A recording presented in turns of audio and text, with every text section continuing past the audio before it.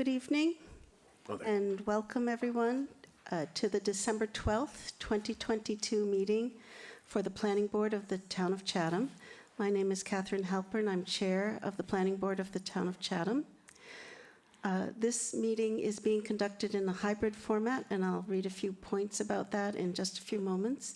And also, please note this meeting is being recorded and will be available shortly hereafter for scheduled and on-demand viewing on any smartphone or tablet device.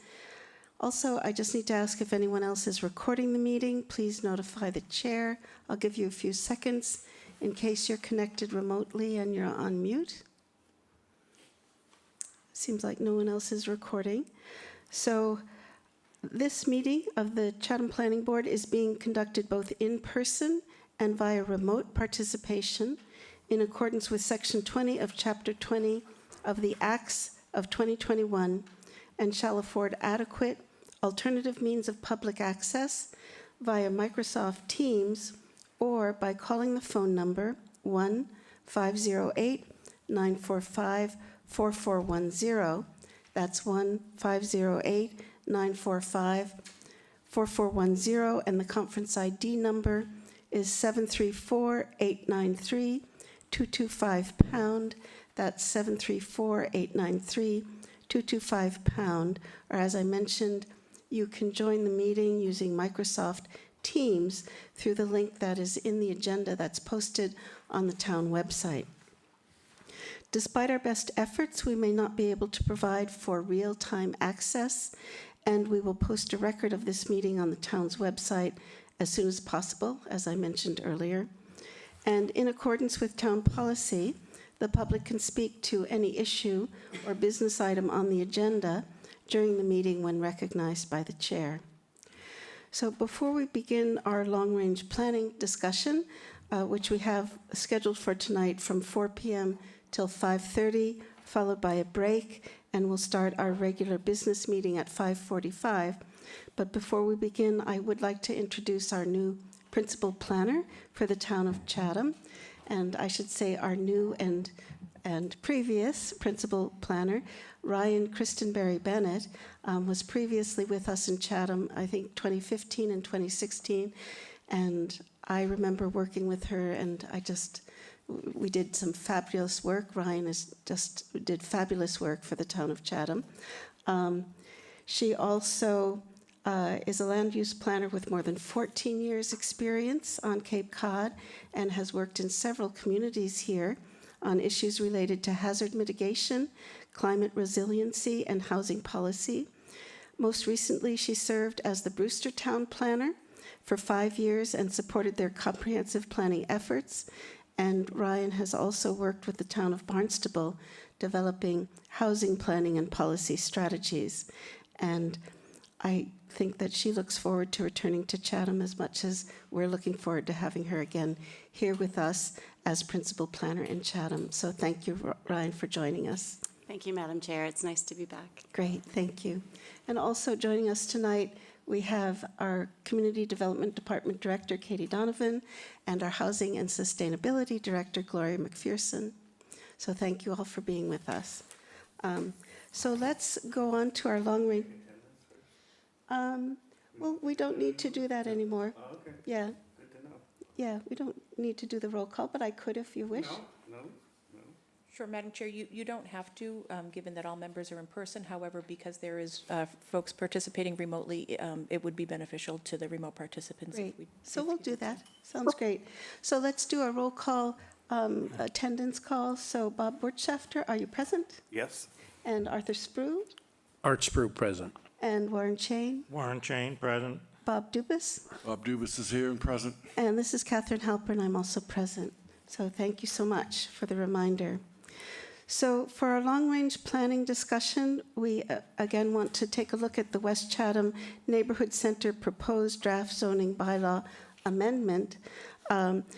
Just a reminder again to everyone, we will look at some notes regarding how we address the runway protection zone within the context of our West Chatham Neighborhood Center proposed draft zoning bylaw amendment. Just a reminder to everyone, to the board as well as the public, that we do need to confine our discussion to those areas that are under the purview of the planning board, and that is land use compatibility only. Also, we will allow for some public comment when the board has finished its discussion.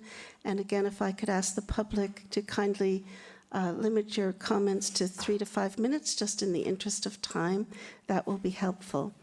And I just want to mention, before we get started, an overview of what we'd like to take a look at tonight. And I hope time will permit us to look at all of these issues and resolve them. First, we do have a response from Town Council regarding the wording in the draft for the footnotes, which address the RPZ issues. So we want to take a look at that. Then there are certain open issues on the bylaw in general that were open from the last draft that we looked at from the Cape Cod Commission. And those were about the maximum length of the building facade on buildings facing Route 28. And also the issue of housing density. And also there was a question regarding setbacks. And then also as a separate action, we need to look at the boundaries of the West Chatham Neighborhood Center. And I forgot to mention there was also an open issue of height that we wanted to take a look at, whether we could include another half story. So those were the open items that we can look at. Then we also would like to look at a schedule. Depending on how we resolve those issues, we want to look at a schedule moving forward with these actions. All right. So with that being said, why don't we get started and take a look at the responses from Town Council? And I don't know, Gloria, did you want to present this to the board? Thank you, Madam Chair. I'm happy to talk to you guys about it a little bit. So Town Council basically gave us the blessing to go ahead and address the RPZ in this way. He thought it was a legal and reasonable approach to do so in the form of the footnote as was proposed. There's some language that was tweaked. I think we talked last time about the use of the term grandfathered, which is what we wanted to use just so that everyone knew that their structures and uses were grandfathered, which is kind of a colloquially understood term, but not so much legally acceptable anymore. So he worked out ways to actually make sure that everything's grandfathered, which is guaranteed by 48 anyway, without using that term. So in the staff report, it has the language that was approved by Town Council, and it really is almost exactly the same as what you saw before. The intention is the same. Almost all of the actual language does the same things, with two notable exceptions. And Katie, we talked about one of them, but then I realized there was another one too. So the first exception is that originally we had tied this footnote to the RPZ as shown on the most recent airport layout plan. The problem with that, and we talked about it a little bit at the meeting, was that if the RPZ was updated, and the zoning would automatically follow, so it would always be referred to the most recent RPZ as shown on the airport layout plan. So in speaking with Town Council about that a little bit, there was some concern that there could be issues with this kind of amendment of zoning and where it was intended to apply without going through the proper zoning channels, which is public hearings and warrant articles and town meeting votes. So in section 1, the restrictions established by this bylaw shall not apply to uses and structures lawfully in existence as of the effective date hereof, that's the grandfathering, and located within the runway protection zone shown on the airport layout plan update dated April 2020, the RPZ. So this is specifically tied to the current RPZ. If the RPZ changes, the area impacted by this footnote will not change unless we specifically go through the zoning process to change it. And then the other difference is 3A, and I can't remember whether it was Warren or Bob Dubus who brought this up. They were wondering whether we could keep the height limit of the existing structures as the maximum height allowed, even if it was under the 30 feet maximum height allowed in the zoning district. And we did change the language to reflect that. So to read 3A, redevelopment is allowed by right within the RPZ portion of the lot for the same use, existing square footage, and existing height. There's to be no net increase in square footage or height of the structure. So I didn't remember if that was 100% decided on or if it was just a suggestion last time. The concern, of course, was that, oh, what if there's a building that's 20 feet tall? They could redevelop it up to 30 feet because that's what our underlying zoning is, unless we put something in here to limit it. So I just put that back to the board to confirm that that was the intention of the entire board, to limit the height to the existing height as opposed to the underlying zoning, which is 30 feet. And those are the only substantive changes. Great, thank you. I'll just make a comment about the height to start. I think we did do a height, and I might have mentioned this at the last meeting, and let's see how the entire board feels. But I believe Terry Whalen did a height analysis of the RPZ to see if any structures, to see if the 30-foot height limit was adequate for the entirety of the RPZ. To my recollection, it is. But that's just my recollection. I think we'd have to pull up his analyses and take a look at it again. That was my understanding of it also. Okay, thank you. Thanks. So, comments from the board. Bob Wirtschafter, Yeah, would you like to start? Well, first of all, net increase in square footage means you could have the same square footage but not the same footprint? Correct. Okay, but how do you get a net increase in height? That means I could have a 30-foot and a 10-foot. I don't think we want the word net in the increase of height.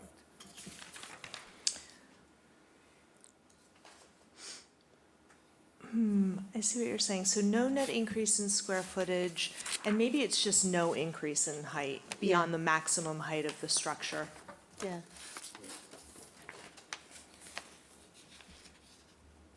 And we could say and. Or maximum existing height of the structure. Yes. No net increase in square footage and, wouldn't it be and? Yeah. No increase in Yep. height. No increase in height. Any other comments, Bob, on No. the wording changes by town council and Arthur? I just have one. I think this does provide more clarity.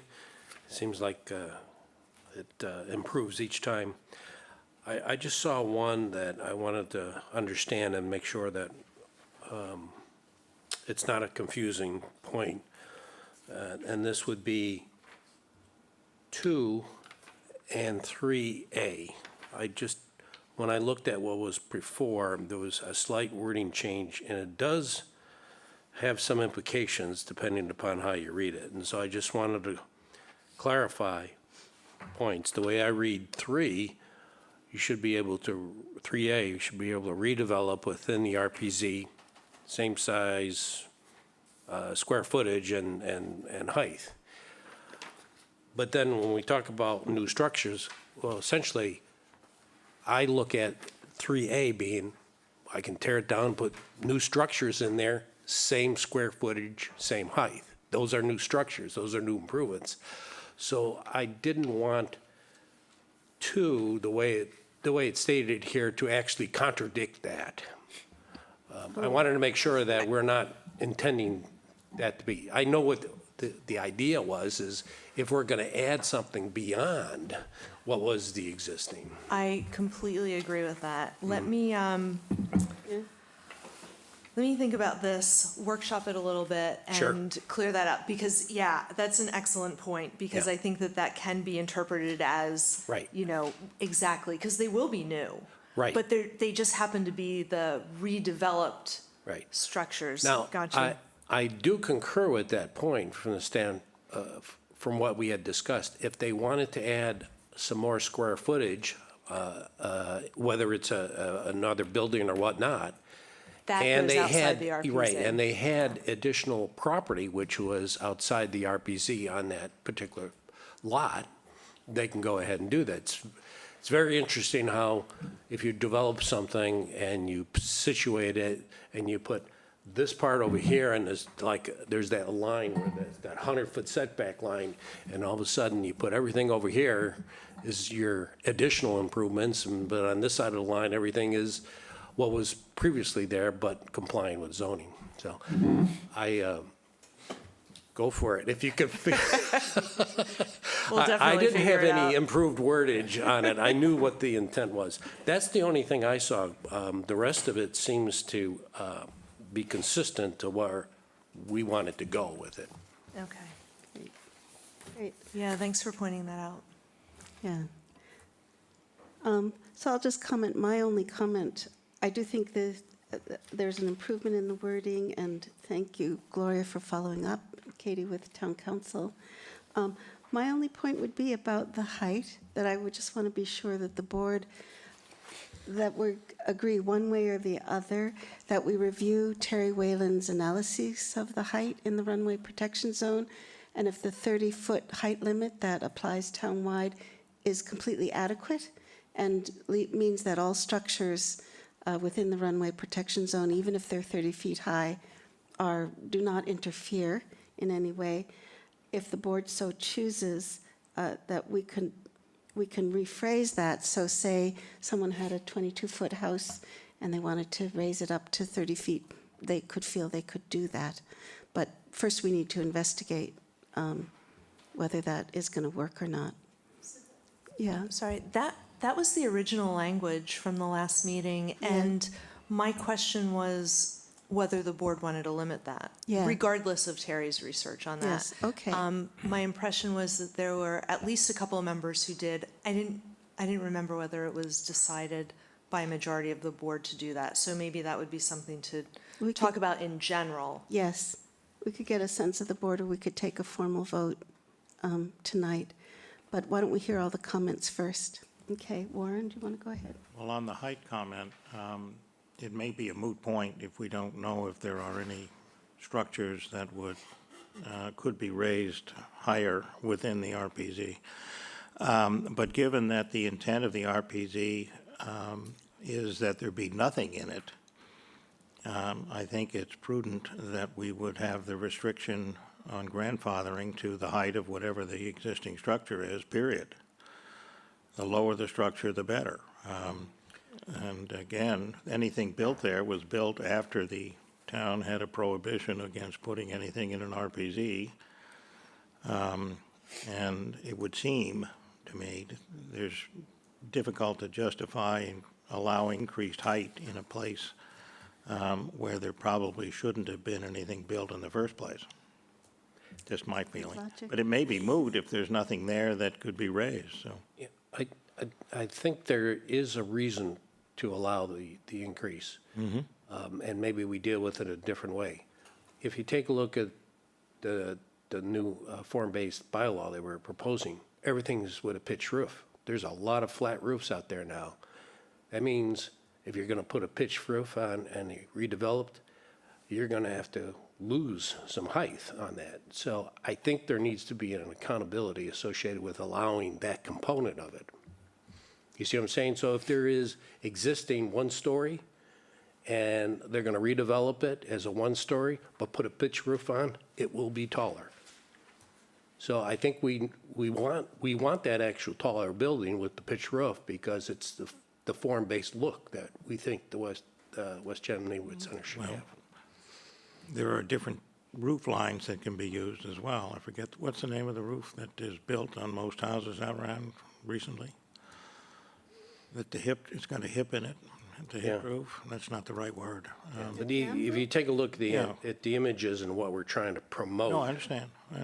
So, and it would look, to me, it would look funny if everything was redeveloped that way, and then all of a sudden you come back to this particular section and you see, because you know. Right, because it's so you- low, because Yeah. of the flat, Yeah, current it flat does- roofs. Yeah, it Makes doesn't, sense. to me, it, Yeah, makes sense. so I think there needs to be some flexibility here because of that component. And maybe what you do is you just use the existing story height as the limiting factor, so that you're not, if it's one story and you put it in a pitch roof on, you're still gonna be well within perhaps 30 feet, but if you actually go up further, say a story and a half or 2 stories, and then put a pitch roof on, that would be something different. It's just the nuances that are gonna come before us, depending on how we wordsmith this. No, I see the point, and I could be convinced of that if you just limit it to the number of stories that are there. You know, at the same time, I'm not sure how many structures there are that could be redeveloped in the RPZ. So Think 20, 30 years down the road. no, I know, but how many structures are there in the RPZ? I mean, that would be able to be raised significantly to 30 feet. I don't think there are that many, so. Some of them on the south side are pitched roof, and they do. But, you know, clearly, I don't think any of us, or at least I am not in favor of permitting someone to build an extra story on a house that's in the RPZ, just because it would have a roof line of 30 feet, and therefore conform to the zoning law. And I think that would be inappropriate. It should be limited essentially to the height that it currently is. And if we said that by virtue of numbers of stories, then, you know, that would be, I think, a good way to walk the fine line that you're talking about. Okay, good. Bob Dubus? Well, I really don't have that much of an opinion on it. I don't, if they're within a few feet of the 30 feet and they're gonna rebuild and they want a pitch roof, let them have it.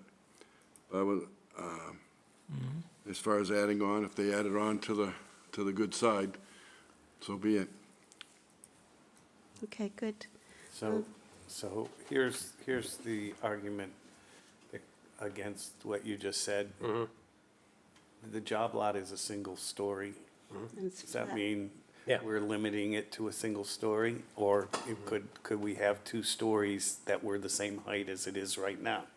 So I think we're getting, I think the height one works, and the fact that we may have a couple of buildings that don't have the perfect pitch roof because of our concern about raising the height. I mean, it is the height, every inch that goes up increases the risk factor, and that's what we should be looking at, is that, you know, right now, we have to accept a certain amount of risk because the buildings are so high. I don't see that we should be increasing that risk. Okay, Madam Chairman, yes. Mr. if you're Dubus. specific on the job lot, the job lot's in a hole, Yeah. okay? So it's an actual artificial height. Yeah, but it's still only, according to what are laid out, it would only be allowed 1 story. One story, right. I just think we need to find a I don't- different word. I don't have any problem going with the have to 30 deal with feet that. either. I don't have any, provided it's within the flight limits. I mean, you're right, that, I don't see the store going anywhere. I don't see Yeah. why we should worry about it right at the moment. We should worry about it in 20 or 30 years if it ever comes up. I don't see that store going away unless it burns down. But- That would be the only thing that would. I don't plan on being on the board then. Yeah, but here's the thing, the zoning we're putting in place, that's the whole purpose of rezoning, is we are creating a long-term situation. Yeah, but that we're- building's a special building. I don't, We're creating zoning Tall. for the next 50 years, 100 years, 20 years. in that one So- particular spot, it's a little special spot. I think if they were to do something with that building and housing, which I really doubt, it would be a big square building with, they just cut it up and make apartments in it. We don't know what the property owners will do, but what our responsibility is to create zoning that is the most beneficial for the town and thinking long-term, that the zoning we put in place now may not actually be put in use by redevelopment for 20 years, or 50 years, I or would 100 exempt that years. building from what we're doing. No, not exempted from, to be able to build there, but I think it would take a couple of good architects and a couple of good planners to get together and, okay, what can we put there? I mean, it is right in the middle of the runway, but it is low. I mean, I think in one of, I'll just mention this with all due respect, in one of our preliminary meetings, I think, Gloria, you proposed a possibility of redeveloping Ocean State Job Lot using same square footage, but actually moving that square footage over to 2 buildings facing George Ryder Road, but being same square footage, using the parameters of the West Chatham Neighborhood Center zoning, which is specified, and then, so that could be a redevelopment plan, but it would be completely relocating that square footage on the lot itself. It would still be in the runway protection zone and would still be subject to all of those restrictions. I would think you'd be better off putting it to the east side, which is getting it a little bit more out of the protection zone. Going to the wested is going more towards the middle. Yeah, that's true. Gloria, did you want to comment on that idea? It's just an example of how redevelopment could occur, maintaining the same square footage, et cetera. That's all. Yeah, that's exactly right. So the best thing we can do when we develop zoning is to make sure that what we want is clear, and also to leave in a certain amount of flexibility. Like, we can't be so prescriptive that we prevent people from, developers specifically, from being creative and doing something that makes sense financially for them, but that also makes sense visually for us. So that's why we have this new West Chatham zoning, where buildings are supposed to be redeveloped or developed closer to the road, with kind of that articulation of the facade, so that even if it's a 70-foot long building, it's still broken down into different sections. So we have all of those form-based code parameters, even though we're not telling people exactly how they can redevelop it. And Catherine is exactly right in that whatever the square footage is, say it's like, 50,000 square feet of that Ocean State Job Lots building is within the RPZ, and a certain number of square footage is outside. But if there's 50,000 within it, it doesn't mean that they're going to build a 50,000 square foot square box building. It gives them the opportunity of doing that, I suppose, if they want to. But the new zoning would really require it to be closer to the road and more in keeping with kind of the vision for the West Chatham neighborhood, which is what we're working on now. And so they could, break that up into smaller pieces or one big piece, whatever makes more sense from a pro forma perspective, as long as it's generally in keeping with our zoning. And then outside the RPZ, they can do, whatever they want, because we don't have this RPZ restriction on that. And just to clarify, the use would have to be the same or something comparable. So it would end up being a commercial use or retail use. It wouldn't give them the ability to redevelop that with housing in the RPZ. They could do housing outside the RPZ, but not within it. I agree with that, except you're picking on a one building situation in a, we're trying to do 2 things in one spot, and you can only do one thing in that spot. Okay, you can keep it under control for the planes coming in.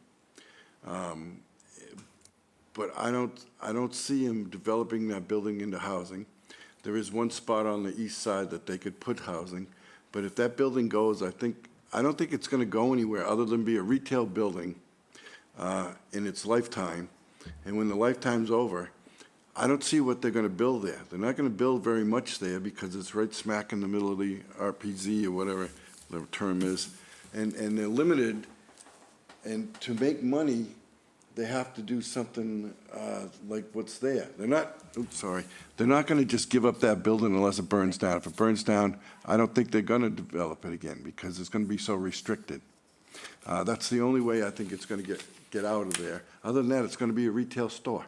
So it has to be a retail store according to our RPZ Yeah, but I don't think that they're gonna put a retail store back in there. I don't know if it would be profitable for Job Lot to build a brand-new building with all the codes and everything. It would be better just to walk away and make it a parking And lot. Possible. that could It's possible. absolutely happen, and a new developer could buy it and have a different vision for a different commercial use, placed closer to the road in accordance to the zoning.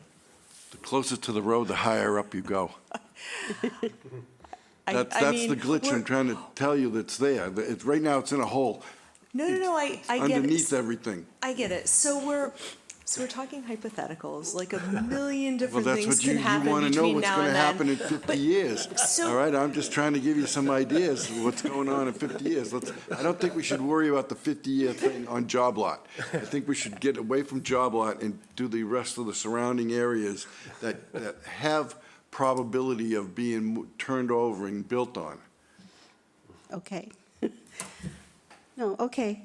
But I think, just to reiterate what Gloria's saying, when we're doing the rezoning, we're trying to deal with, I think, a very difficult situation. What Warren said is correct, that, ideally, to mitigate safety hazards, there shouldn't be anything built in the RPZ, but yet we have a situation where things are built. There's homes on one side and some commercial property on the other side that has been built, and it is in the RPZ.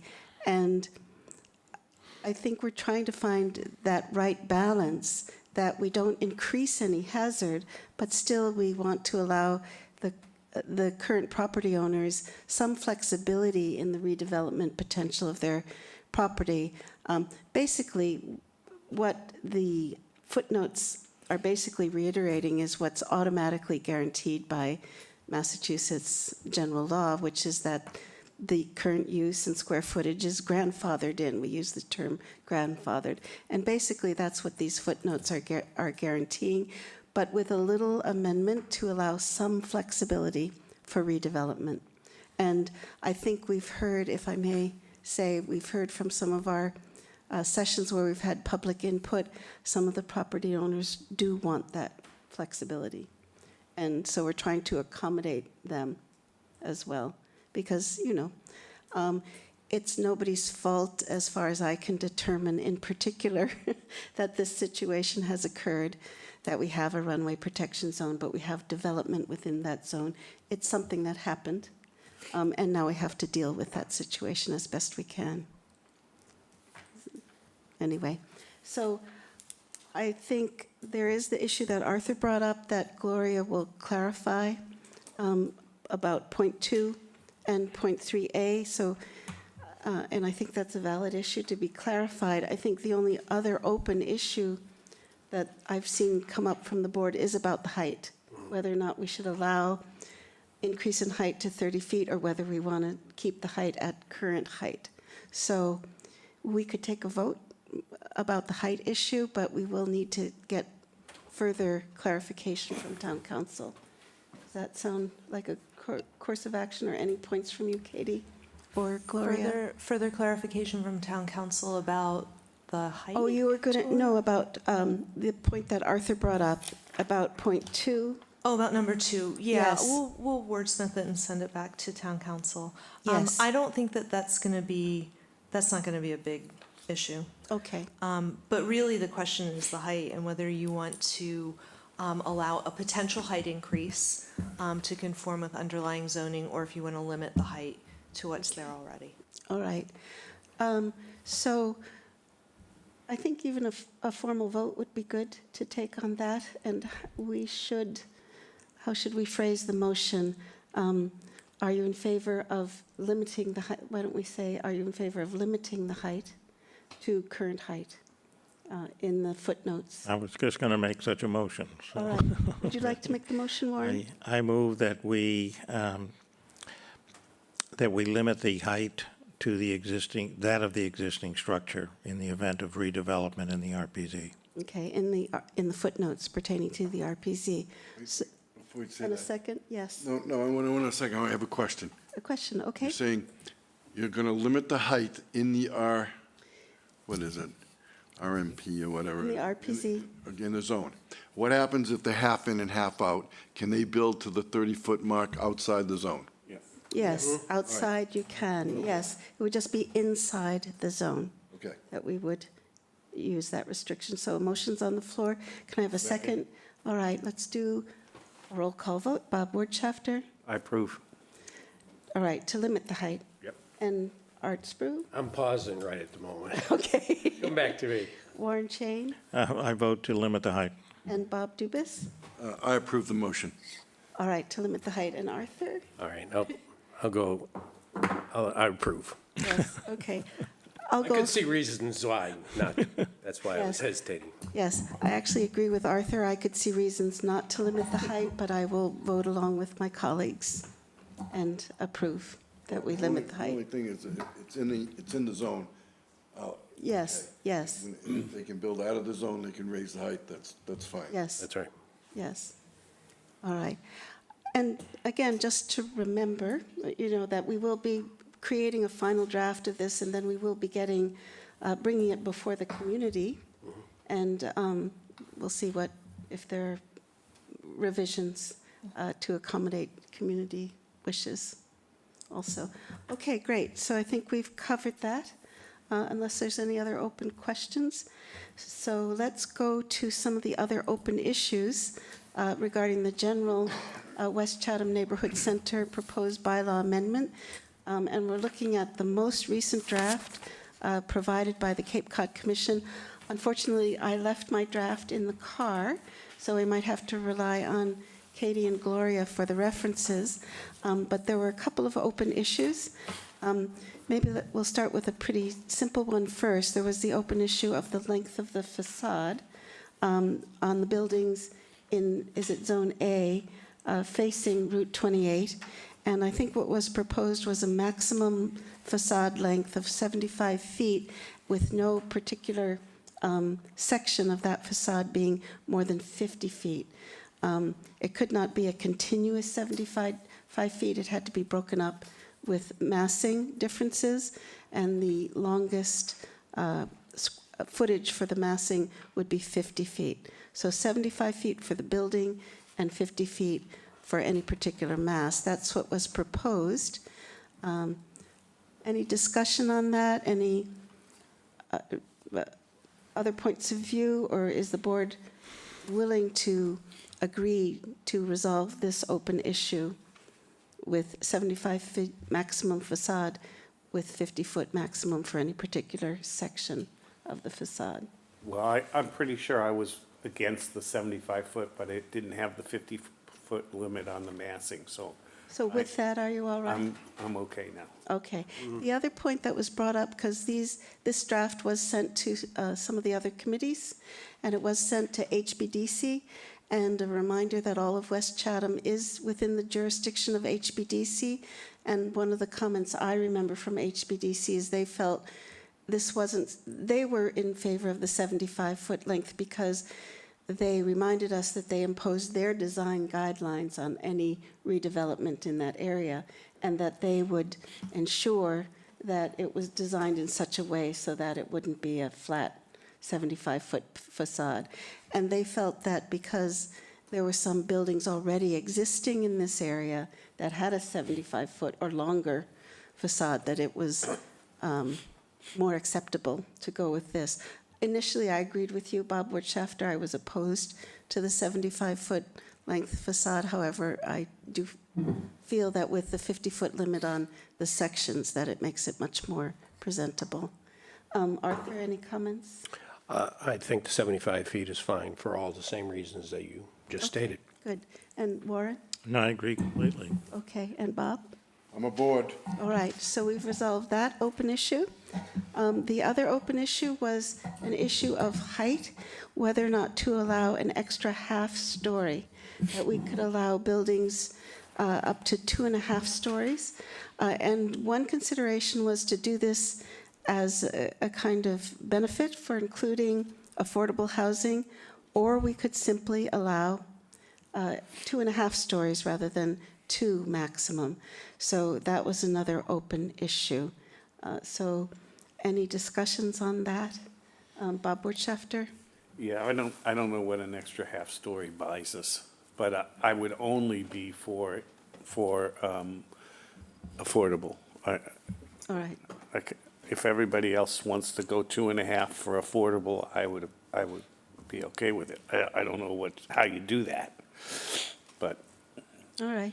I think that was the initial consideration, that we have 30-foot height maximum, as is the case for the entire town, and I think we allowed 2 stories maximum, and the question was whether or not to allow another half-story in the case that affordable housing was provided as an incentive.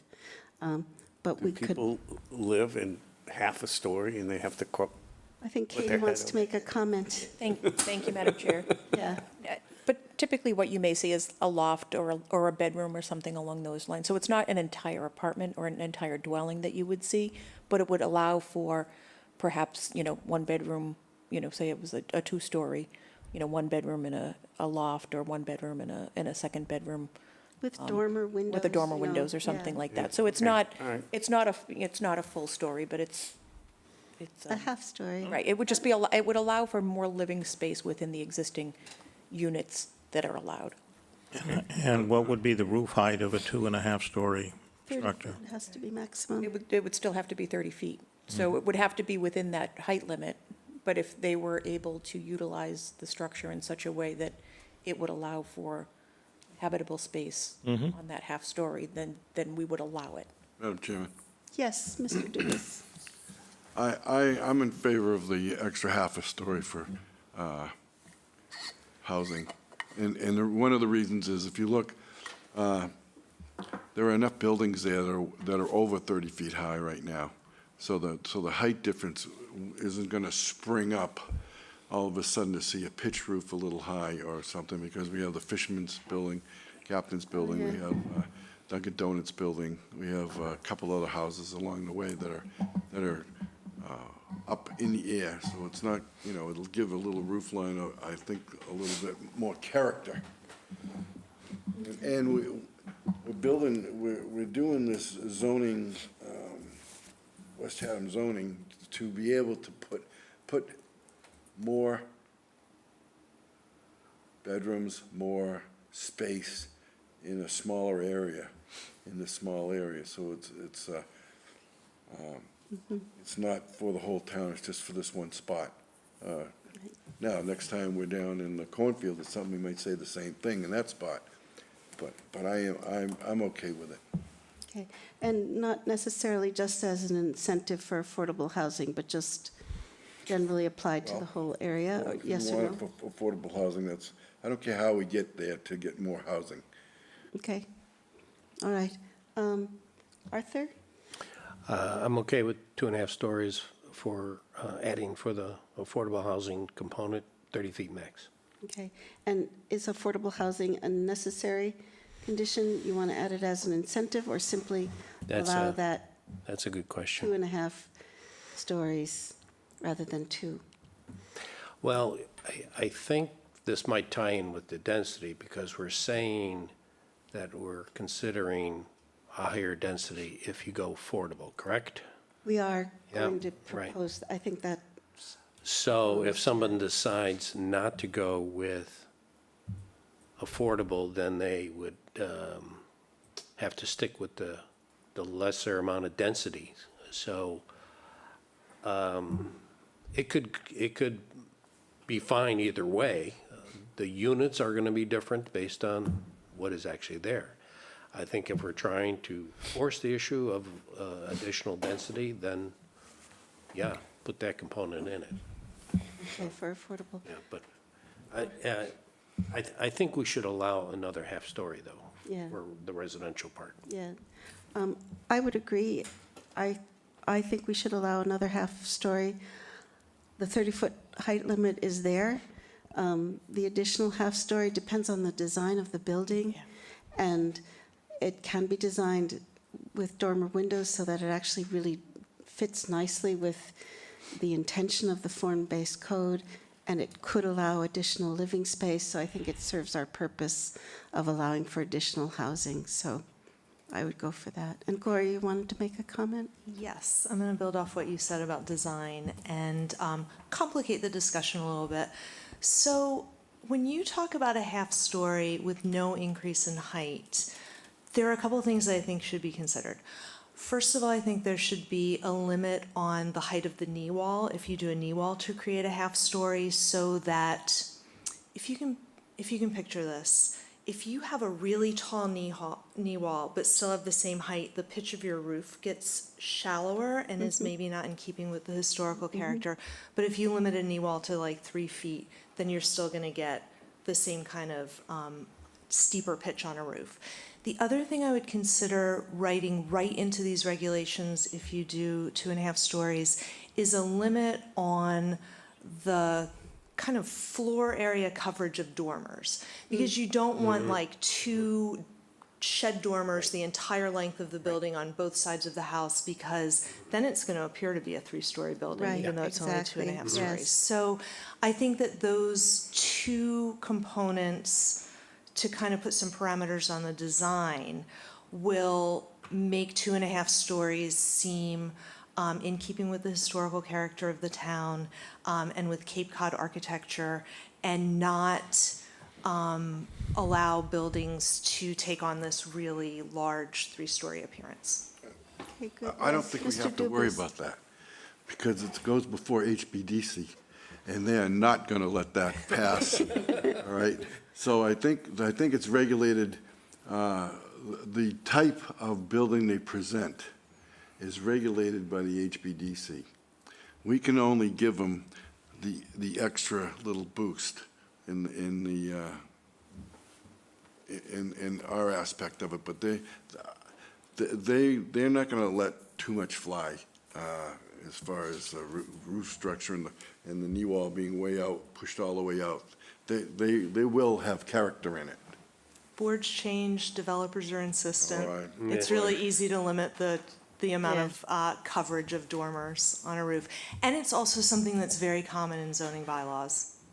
And I think we've done it elsewhere within this West Chatham form-based code. I think we've specified certain things. And just a reminder, HBDC is using design guidelines. They're not laws. Yeah. They're design guidelines, which this planning board adopted as our design guidelines, but they're design guidelines. It's different when it's actually worked into the bylaw. It's more binding. So it's less guesswork is all we're saying. Okay, no worries. I think Gloria's suggestions make sense. Maybe that's a draft that she can suggest for the final version for us to review. Okay, sounds good. My turn now? Yes, your turn, Warren. But thank you, Gloria. I was not able to verbalize in my mind here exactly what you were able to express, but I just knew that the visual effect of buildings that are 2.5 stories with big shed dormers and or hip roofs and so on is not what was intended in the draft form-based zoning. If you look at every structure that's in their examples, which are meant to be there as examples of what you are encouraged to build, there's no 2.5-story structures in there with huge, long shed dormers or hip roofs and things. It's not what was presented to us. It's not what I have been thinking all the way along. If you're talking about a half a story building a loft inside a pitched roof structure so that, you can have a sleeping area up there, well, that's fine, but I'm not sure that is something we need to worry about. I certainly would not wish to allow any room in the zoning to create the types of structures which the form-based zoning effort has very intentionally intended to exclude from what gets built.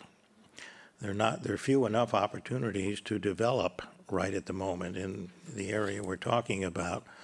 And so to provide an opportunity to build something that looks horrific compared to what the form-based zoning examples are, seems to me perhaps not what we would ought to do. However, my bigger comment is that all the way along, I have suggested, and I believe the draft actually permits there to be below-ground living space. And if you're talking about living space below ground, you're really talking about every house I know that's being built in Chatham, because they're all built, may not be finished, but it's living space, because they've got their two means of egress down below. They've got a bathroom, they've got windows, they've got everything all below ground. I don't know that we necessarily want to encourage or require below ground anything, but I also feel that we should allow it. And if you do so, well, a two-story structure becomes really a three-story structure. So a three-story structure doesn't need to be 3.5 stories. When we get to the density, you can do an awful lot of increased density in the same size building as we have now if 50% more of the floor space is livable because it's underground. Now, that underground living space might be in a 3-bedroom apartment or something that would otherwise be 2 bedrooms, so that they've got a family room or something. Or it could provide opportunities to put 1 bedrooms down below ground, or whatever the developer wishes to do. But the point is, my point is, that you've got a 50% increase in potential living space if you permit underground living space, and that, to me, suggests that the discussion about raising another half story into the permitted zoning just falls away. I mean, you just don't need that. But I would also say I think it is important that we permit below ground housing. And that would go for the retail space too, so you could have stock down below. I mean, it doesn't have to only be limited to living space. But I think that when we get to the discussion of density, my preference is to have probably a significantly higher density than may have been discussed or proposed previously, because I'm thinking of what you can do with 50% more floor space in the same size structure. So anyway, that's my comment. Great, thank you. I'm just going to ask, do we need to specifically mention that below ground is allowed, or is it simply implied that it's allowed according to our bylaws in Chatham? I'm going to take a stab at this because I don't really know, but I imagine that building think it's code is allowed. probably the thing that's going to regulate that the most. Yeah. And when you say below ground, I'm assuming you mean a property that has a slope so that there's actually a walkout, and that you don't really mean like put affordable units No, I in the don't basement? necessarily, I certainly mean that, but I don't at all mean to exclude that. As I say, every big house that I get nosy with and go take a look around, built on the flat, they have window wells and they have big windows, and basically the living space is either 60 to 100% below ground. I don't know if that would count as like a story doesn't. under the building code just Right, it because it's doesn't. underground. I think that you would I'm have not to have a talking certain. about it called a story. I'm talking about it being living space that would provide additional units, therefore increased density with no increase in mass. So I think let's look at this from an equity perspective. So I think it would be really, I think you could probably incorporate that basement space into an above grade dwelling unit. But I think that if there's any question that like below grade could be its own self-contained unit, I think that maybe that's not what we're looking to do, only because I think it would be not the best thing to give a developer the opportunity to build his or her affordable units underground, for instance. Like, I would never want to see like an entirely underground dwelling unit. I think that if someone has a dwelling unit at grade and wants to take advantage of like a finished basement room and, put their 30-year-old, son who's coming back to home there, that's fine. But I just think that having an underground dwelling unit is probably not a good idea, and maybe not even according to building code. Right. Katie, I please think- go ahead. I think an entire unit in the basement, it would be difficult for it to meet building code requirements based on egress requirements and such.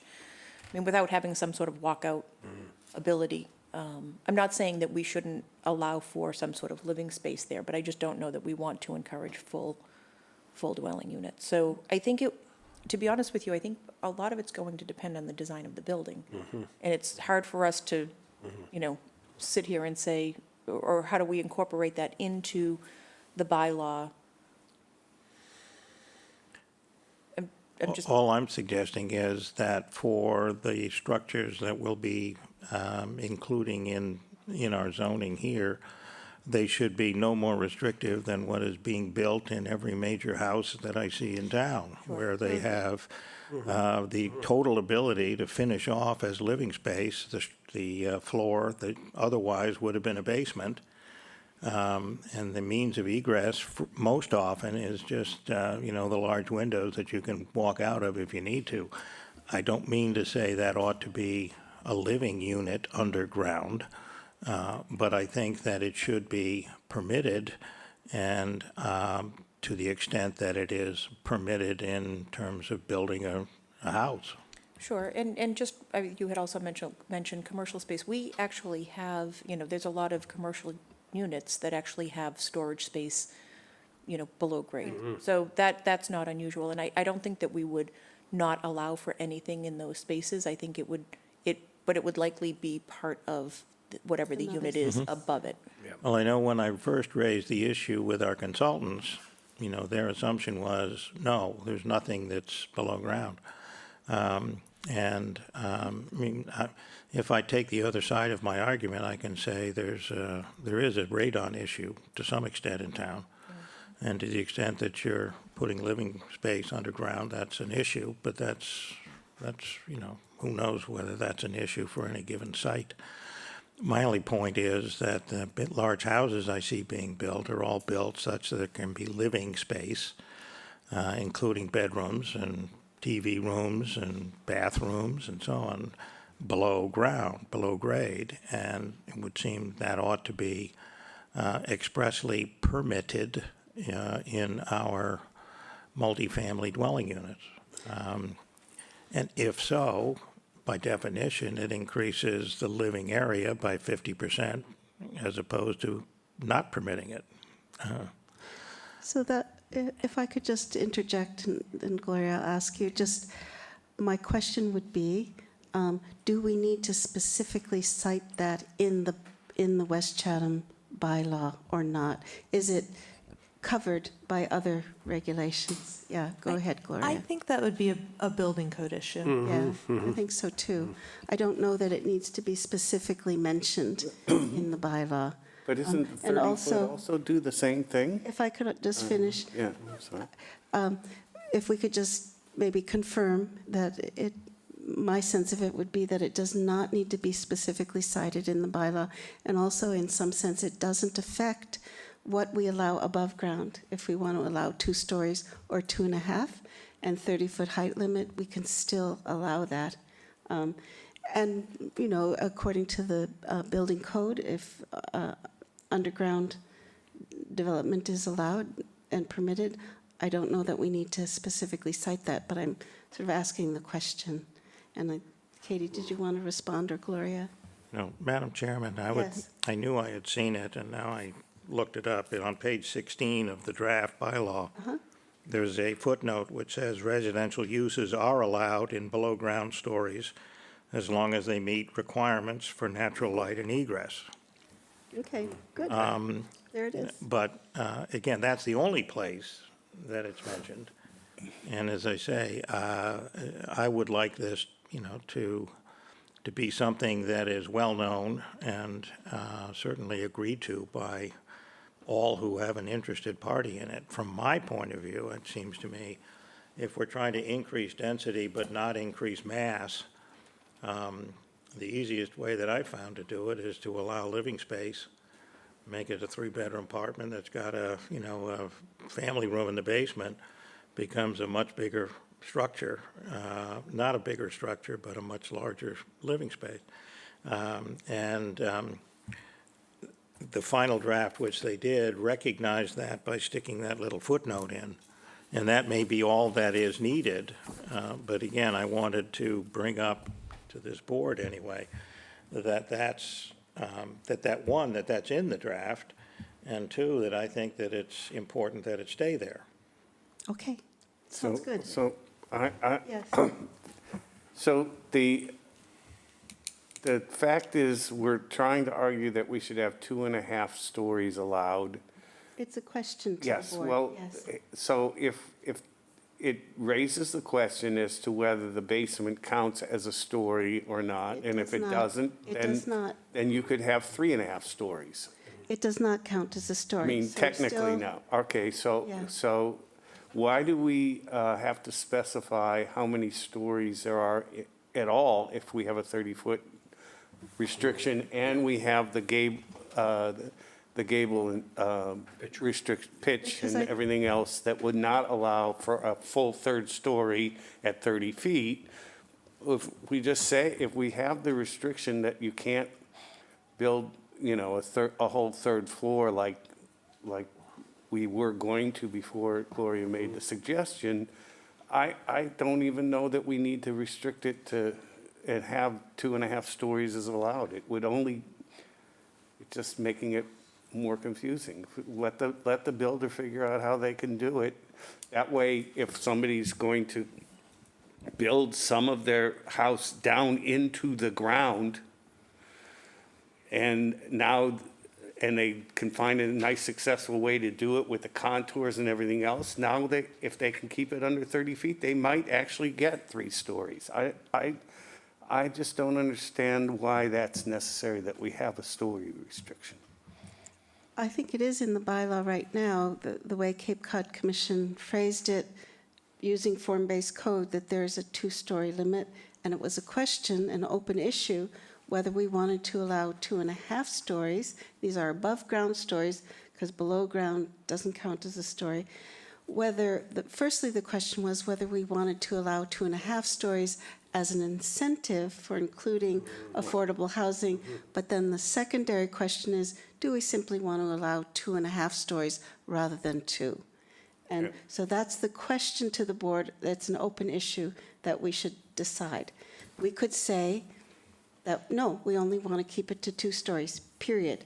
We could say, yes, we want to allow 2.5 stories as an incentive for affordable housing. Or option 3 would be, we want to allow 2.5 stories just across the board.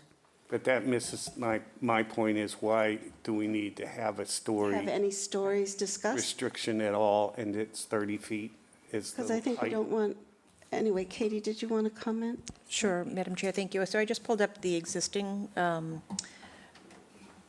protective bylaw, and I think, again, without just having had a chance to read directly through it right now, I think part of the reason we wanted to call it out specifically was because of the definition that currently exists, that we wanted to make sure that if it was going to be allowed in this West Chatham neighborhood center, that it was specifically allowed where this definition may not allow for that to happen. So I'm just bringing it up for.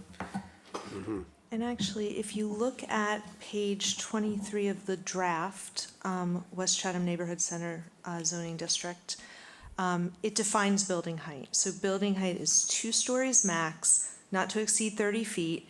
2.5 stories may be allowed, not to exceed 30 feet, if development provides affordable housing units. Right. So that's currently what the draft says. Right. And it's a question to the board because it was an open issue. And what we're doing tonight is just, we're trying to resolve the open issues so that this Community Development Department staff, along with Town Council, can put together a proposed final draft for us to look at on January 9th. So that's basically what we're trying to do. And I'm trying to get a sense of the board. Do you want to leave the wording as is? Do you want to change it? or do you want to change it so that 2.5 stories are just allowed generally in West Chatham Neighborhood Center, not as an incentive for affordable housing? And Bob is proposing that we don't say anything about the stories, but I think it was felt that we wanted to say 2 stories max. Yeah. Actually, another thing I want to quote from this is that it actually already has a section on dormers where it says 5 feet minimum setback from the sides of the Right. roof plane and no more than 50% coverage of any roof plane. Okay, So it's great. all there. So that's, Yeah, Gloria, it also includes the slope of the roof. yeah, good, good.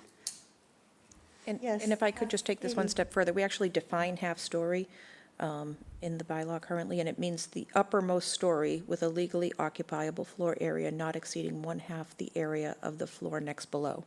So half-story is specifically only for the top floor. Yeah, okay. Yes. Well, I'm perfect. okay with the language after rehearing it. All right. So you would be in favor of leaving the language as it is? Yeah, which means- including the affordable housing All component. right, great. So would I. Half-story. Yeah. All right, and Bob, Yeah, Shafter? I guess there's enough coverage. all right. For me. And how about you, Warren? I'm not in favor of the extra half-story at all. All I right. just don't think we need it. So I like the draft the way it's written, which restricts it to 2 stories. No? Well, no, the draft, the No, it way it's doesn't. written, allows for 2.5 stories when affordable housing is included. So your vote on that? We haven't talked about the density issue, so my feelings about the affordable housing are perhaps best saved for that discussion All as right. well, All right. unless you'd like to hear them now. Why don't we move on to the density? I will say that I would be in favor of 2.5 stories even without the affordable housing incentive. However, I think the majority of the board, it's safe to say, is more comfortable with the wording as it stands. All right.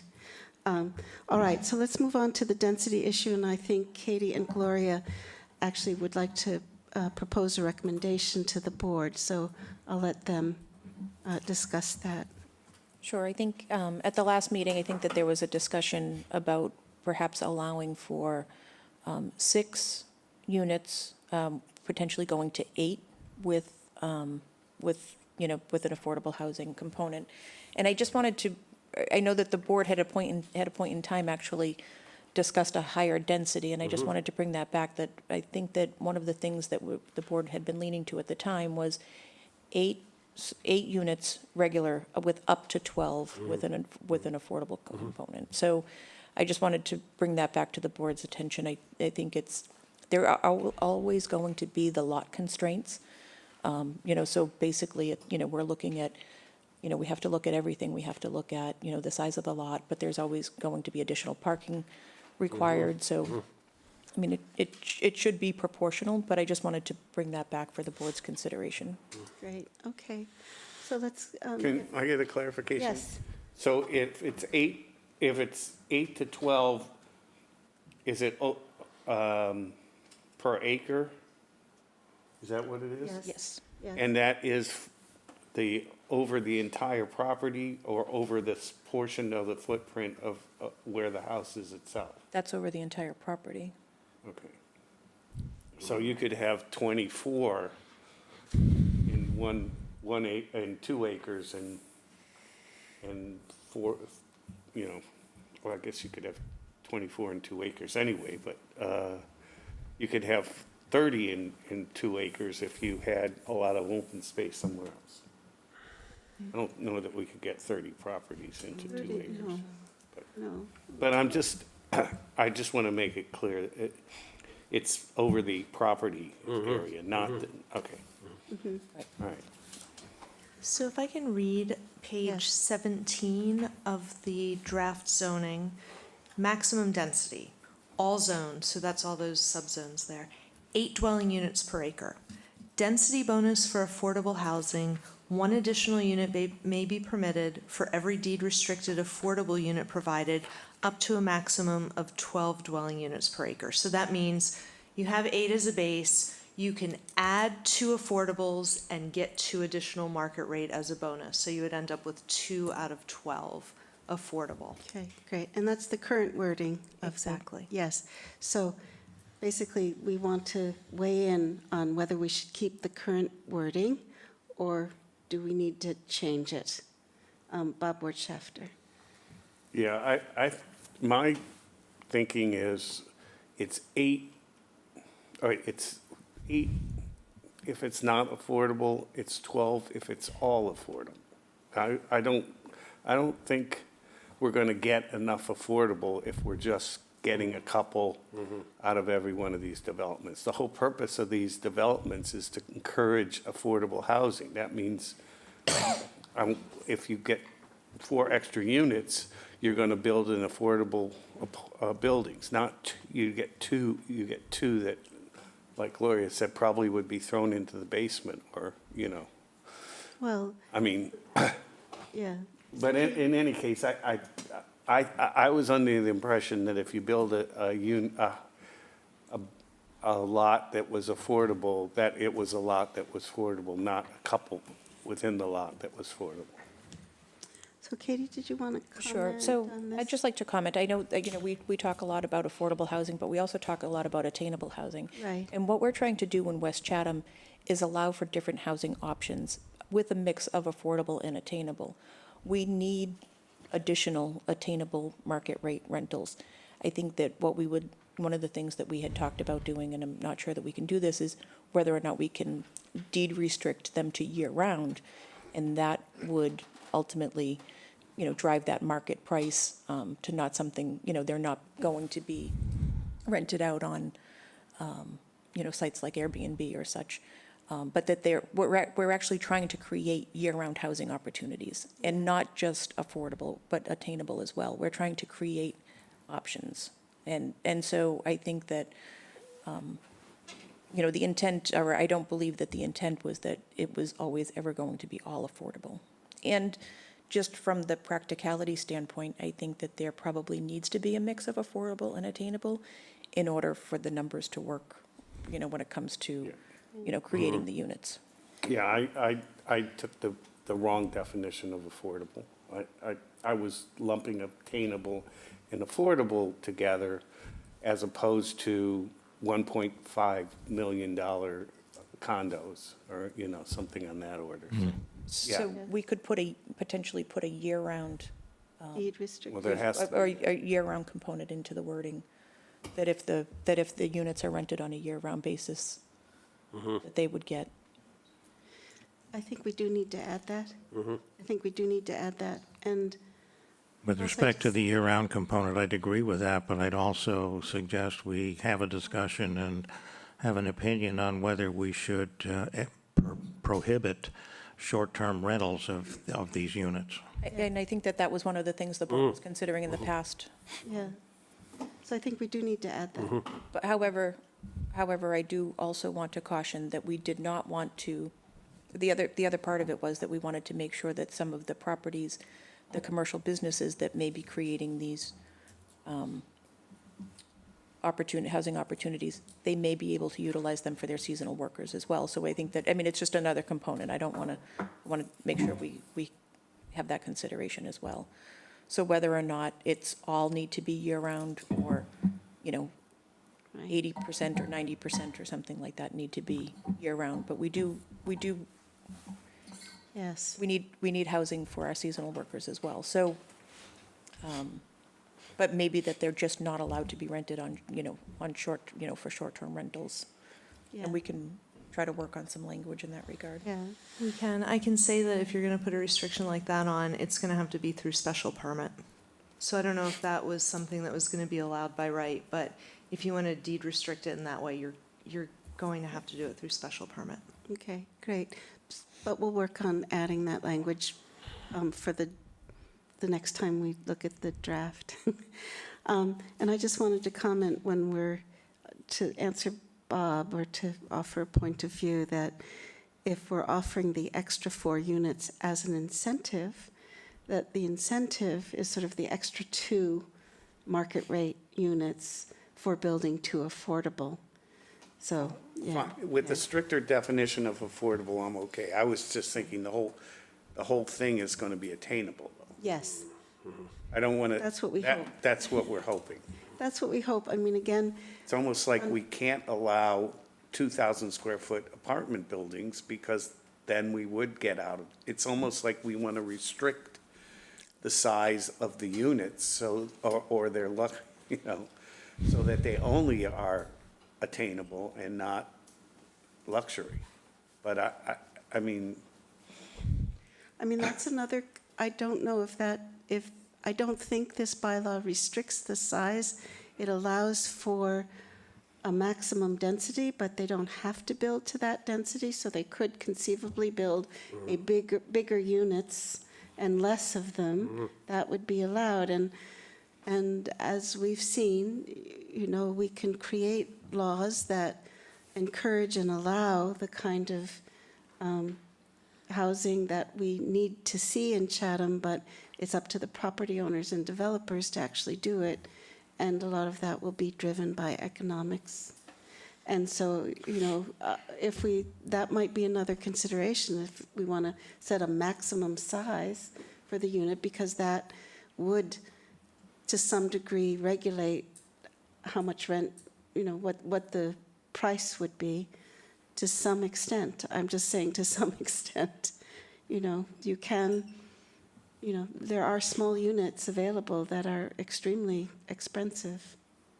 So any comments from Katie about that? Should we add some restriction like that to the size? I mean, we're allowing maximum density, but we're not restricting a minimum. I don't know if I would restrict the size like that. I mean, for accessory dwellings, yeah. I was thinking more as we were talking about this, so single-family homes are not allowed. Right. Which means that really the minimum density that you're gonna see is 2 units per acre. For like, well, if it's an acre lot, I guess, are there that many big lots? Probably not. What's the underlying minimum lot size? Well, in a GB3 for residential, I think it's 7,000. It's either 7,000 or 10,000. Let me double Okay, check. so we'll see 2 units per 7,000. I mean, does it make sense to do a minimum density as opposed to just a maximum? Or restriction of the size of the units. Well, if you do a minimum, that's going to force a certain size, right? I Right. can see why you're saying That that. was my point. Thank you. Yeah. Yeah. Yeah. Do you want to consider that at the staff level, if it Sure. would make sense? The deed restrictions and a minimum density as well as a maximum density? Okay. And then what the question is for the board to resolve the open issue, the current wording allows maximum density of 8 units per acre with a bonus of 12 if 2 affordable units are included, correct? So we want to see, is the board comfortable with that wording? Or do we need to change it? Bob Wirtschafter, I'm trying to. are you still You were gonna- thinking? Yeah, no, I like the wording, I'm just, I'd like to see what 12 units density of 12 in an acre looks like, to get an idea of whether that's too much or too little. I did some back-of-the-envelope drawings of what-size buildings you'd need. You'd need 2 multifamily units with, again, below-ground involved, and then you'd have 2 or 3 apartments above the retail space of a given lot, and you can end up with like 12 bedrooms. And those units are, what did I assume the duplexes were? I forgot my assumption, but it was like, it's about 1,000 square feet per multifamily building. So you'd have 2 of those plus the retail on the street. Really not that dense. As a matter of fact, the density that's being proposed for, down on 28 and 137 is something like 10 units per acre, from what I read in the paper. Yeah. My thoughts, if I may, are that having had discussions with several people, some at their, actually mostly at their initiation, as opposed to mine. We're suggesting that we're going about this the wrong way because developers are not interested in incentives to build affordable, attainable housing. It doesn't happen. So what you really ought to be doing is talking about whatever density you will permit and whatever someone decides to build, and it might be a minimum as well as a maximum, there'd be an absolute obligation to build 20, 30% of the units being attainable or affordable. If we took the model that was proposed, that could end up with 12 units per acre. And if you, the way it's set up, it's 1/6 of that would be attainable. Well, it ought to be twice that, so it ought to be an actual obligation. If you're going to build 12 units, you must build, and if you're going to build only 6 units, then it ought to be 30% of those ought to be attainable. And so you're going to require anybody that builds residential structures to build attainable, because the people that are voicing their opinions to me are saying, look, the experience would be developers will not build, they won't take the incentives. We don't want that,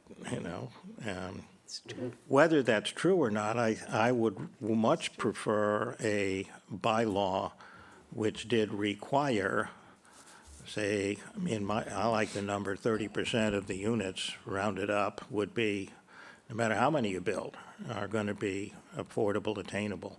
And I don't know what the difference really is between the two. So There's a big someone difference. needs to come up with how you define it. But I think there ought to be an obligation as some percentage of the units you build that must be in that category. They cannot be short-term rentals and any other types of restrictions. They ought to be things that could be owned by the housing trust in town, for that matter. And that ought to be permissible. I don't know if it is or isn't, but it should be. And rather than try to go the other way around with, a carrot out there to try and build a few extra units that are attainable, affordable, in order to get more units that you really, really want to build. The obligation route seems to me to be with no, buyout option, right? That payment in lieu of building them, which is what is currently, or was currently possible. And to ensure that 30% of any units built, however, or how many bedrooms are built, are going to be affordable, attainable. So. Good. I Yeah, think that makes Gloria, a go lot of ahead. sense. Yeah. I agree 100%. I don't know if you guys remember, but the very first meeting I went to when you first met me, we talked about doing an inclusionary bylaw for the 2024 town meeting. And I think that that's still on our work agenda. So I think that's the appropriate place to put something like that, and not just in West Chatham neighborhood zoning, because I think it should apply, everywhere in town. But Yeah, but this let's is the include zoning it. we're talking about right now, so. Yeah, so, but let's include it here, and maybe we do need to revise some language so that it's included here in this, and then we can also do the inclusionary zoning townwide. And again, certainly it has always been my understanding that the deal that the town approved, including my vote, that in exchange for rezoning most of Route 28 as residential, we were going to take 4 little concentrated centers with increased density, significantly increased density, in exchange for making everything else residential. And so I think of, the kind of 12 units you're allowed to have, but again, whatever you build, 30% of them need to be affordable, attainable. So let's think about how to craft this, and I appreciate what you said about no payment in lieu, because that's the easy way out, obviously. But somehow we have to figure out what a reasonable minimum development sizes. And for instance, if you say something like, oh, for 6 units and above, it has to be affordable, you're only going to see developments of 5 units. Right. So somehow we have larger to get, ones. so I wouldn't rule out payment in lieu, because it can help fund the Affordable Housing Trust Fund, and then it can be used in other ways, such as buying down deed restrictions, which is another way of getting affordable units. But I agree that the most important thing is to actually get them built, actually in the neighborhood center. I don't have any answers have right now. I have payment to, in I have lieu, to they think will about not like be. Yeah. minimums, and required. So I know when we did ours in Provincetown, through compromise, I wanted to do 20% affordability requirement, and we ended up doing 16.67%, which is 1 out of 6 units as opposed to 1 out of 5. And at the time, because this was like 7 years ago or 8 years ago, there was that question like, oh, is there really a nexus for, 20% affordable? Of course there was, but no one else had done it. So last year, Cambridge did that. So that's the new, in my opinion, threshold for affordability, like a 20%, like right off the top. That's your required inclusionary requirement. So I think that we can probably look at numbers up to 20% required. I don't know that we can look at it above. Maybe we can look at 20% affordable plus 20% attainable. I don't know. I'll have to look at Yeah. this. I'll have to research it a little bit. See what might fly with the AG's office. Okay. Yeah, and then also, like I said, consider how we put that threshold on there so that we don't end up really with doing the opposite of what we said, because what Katie said is true. Like, what we really want is residential density, right? Right. Not all affordable, not even all attainable, but just residential density to make a real neighborhood center that can support the economic development that goes on. And if we start saying, oh, as soon as you do 5 units and above, all of a sudden you have to have this affordability component, we'll never get that density because no one's going to do that. They're going to be proposing projects that are like just below the threshold. That's why there are so many 29-unit developments, because the Cape Cod Review Commission is 30 units. So, but anyway, all good thoughts. We'll definitely have a lot to discuss at the staff level before we come back with any answers. Okay. And again, I would suggest too that the whole premise of the neighborhood center is that it's expected to have a significantly higher density than anywhere else in town, other than maybe Main Street, which is Main Street. So then why are we debating 4 And units? that, so therefore, whether it's 12 or even more, shouldn't be as a guide for how we might take and amend zoning in other parts of town. This is really this neighborhood center. It really should be smaller units and more units. And attainable ought to be, I think, there's got to be a major obligation to build them so they get built. And I think there ought to be, when I think about it, a minimum number of units as well per in this situation. And again, if you say 20% will fly, well, that's fine. I think 30 would be fine with me. And if we had 1/3 that was affordable and attainable, that's an awful lot more units conceptually or theoretically anyway than I've seen built recently. Okay, great. So, Good. so Yes. I just need to make a comment All right, Rob, go before ahead. you continue. We were originally scheduled to discuss till 5:30, and we were going to break about 5:15 for public comment. However, what I'd like to propose to the board and to our staff here and to the applicants who are on our regular business meeting, that we allow this discussion of the board to continue till 6 o'clock so that we can finish with our long-range planning discussion, and that we take a break at maybe 10 minutes of 6 and start regular business at 6. Does that sound reasonable, and is that agreeable? If we have people connected who are representing the regular business, our apologies for going over, but we do have a few more items to discuss regarding long-range planning. So why don't we continue? Okay. Till 10 to 6, then we should have some time for public comment. Or what did I say? Yes, and then we break at 6. Break it 10 of, you said. Oh, break at 10 of. So then we do need to allow some time for public comment. I don't think we're going to finish everything in 10 minutes that we need to discuss. Madam Yes, Chair, I know that we also need to discuss timeline, and Yes. just from the perspective of the conversation that we were just having, I'm not sure that we would be ready with a final draft for January 9th. I think that we would propose language and be coming back to have conversations with the board. I'm just wondering also from, I just want to make sure from the legality of some of the items that are being proposed, that we're able to do, that. I just wanted to throw that out there. I know that we had hoped that we would have a final draft to begin discussion on the 9th, but given, Right. that additional language, I really think that We I may don't know not. that we'll have that final proposed language by then, or at least Okay, we won't have, we'll want to have further input from the board after we propose language. right. And we may need to have input from town council. Exactly. so- yes. I believe that. Yes, so that changes our schedule a bit, so it, in a sense, eases the pressure of finishing all of our discussion tonight. But that being said, I'd still like to, there's just a couple of issues remaining, and I think it would still be useful to touch on those Yes. and continue. The other issue, besides the boundaries, were the setbacks. And I'm wondering, Katie, if you'd like to present what the issues are regarding the setbacks? Sure. I believe that there was a question at a point in time whether the setbacks to the residential abutters should be increased from what they are currently proposed.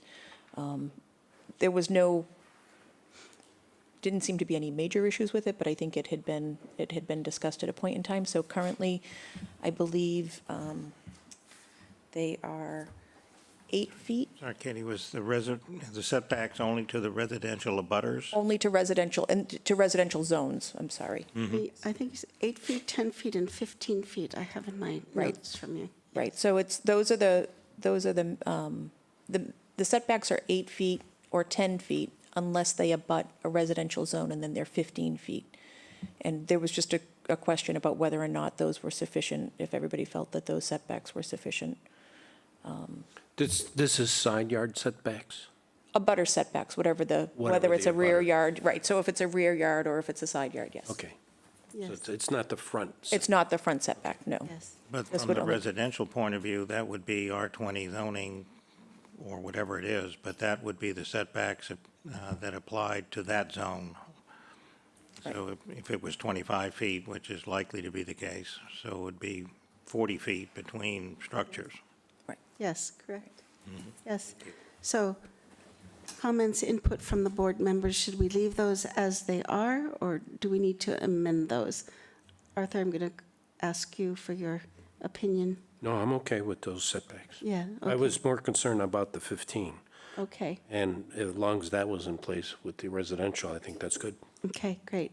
Bob Wirtschafter? Yeah, I'm fine, and just for clarity, if there's a property that's in this zone that's residential, that has multifamily, it's the 8 feet, it's not the 15 feet. It's only outside of the Right. zone that we're concerned about, the Right. abutters. Okay, then I'm fine. Okay, and Warren? I'm fine with it. Good, and Bob? Yes, I'm also fine with them as they are. So let's just take some time to take a look at the boundaries of the West Chatham Neighborhood Center. We just need, again, to weigh in, get a sense of the board. And Katie passed out to you option 1 and option 2. And I think option 1 is what we've been discussing, which means we're adding some properties to the north of Route 28 and a bit to the east, going up to the conservation area, that's a little bit to the east of Weldon Way, and adding some properties to the east on the south of Main Street, and adding the properties to the north. Option 2 was extending that even further to the east, but I think now the recommendation is that we look at those in a future action. and zone them differently, that we zone them as a kind of intermediate zone that might allow for greater residential density, but perhaps not as much commercial development as is allowed in the West Chatham Neighborhood Center zoning per se. So those are the two options before us. I did just want to mention that, just as a reminder, that this is a change to what was looked at back in 2015 when we reviewed these with the West Chatham Neighborhood Center residents. And in that case, a lot of those properties to the north of Route 28 were not included in the West Chatham Neighborhood Center. However, to my recollection, the original plan and the comprehensive plan did include those properties to the north of Route 28. So opinions, comments on option 1 for the boundaries and option 2. Bob Dubus. Considering I'm part of this, I have no problem with option 1, except I think that you should throw the Chatham Motel in there, because that's eventually that could become some commercialized property for housing and stuff. Okay. And the building that's to the west of that is all owned by one person, the Chatham Motel, and it's part of the motel, this piece right here, Warren. On the southern side? He's talking about the Including that southern in side the of Route 28, Okay. the Chatham Yeah. Motel. And what's the property just to the west of it? It's a building with 4 units in it that belongs to the Chatham Motel. Oh, yeah, okay, great. So you would add that to just that little bit?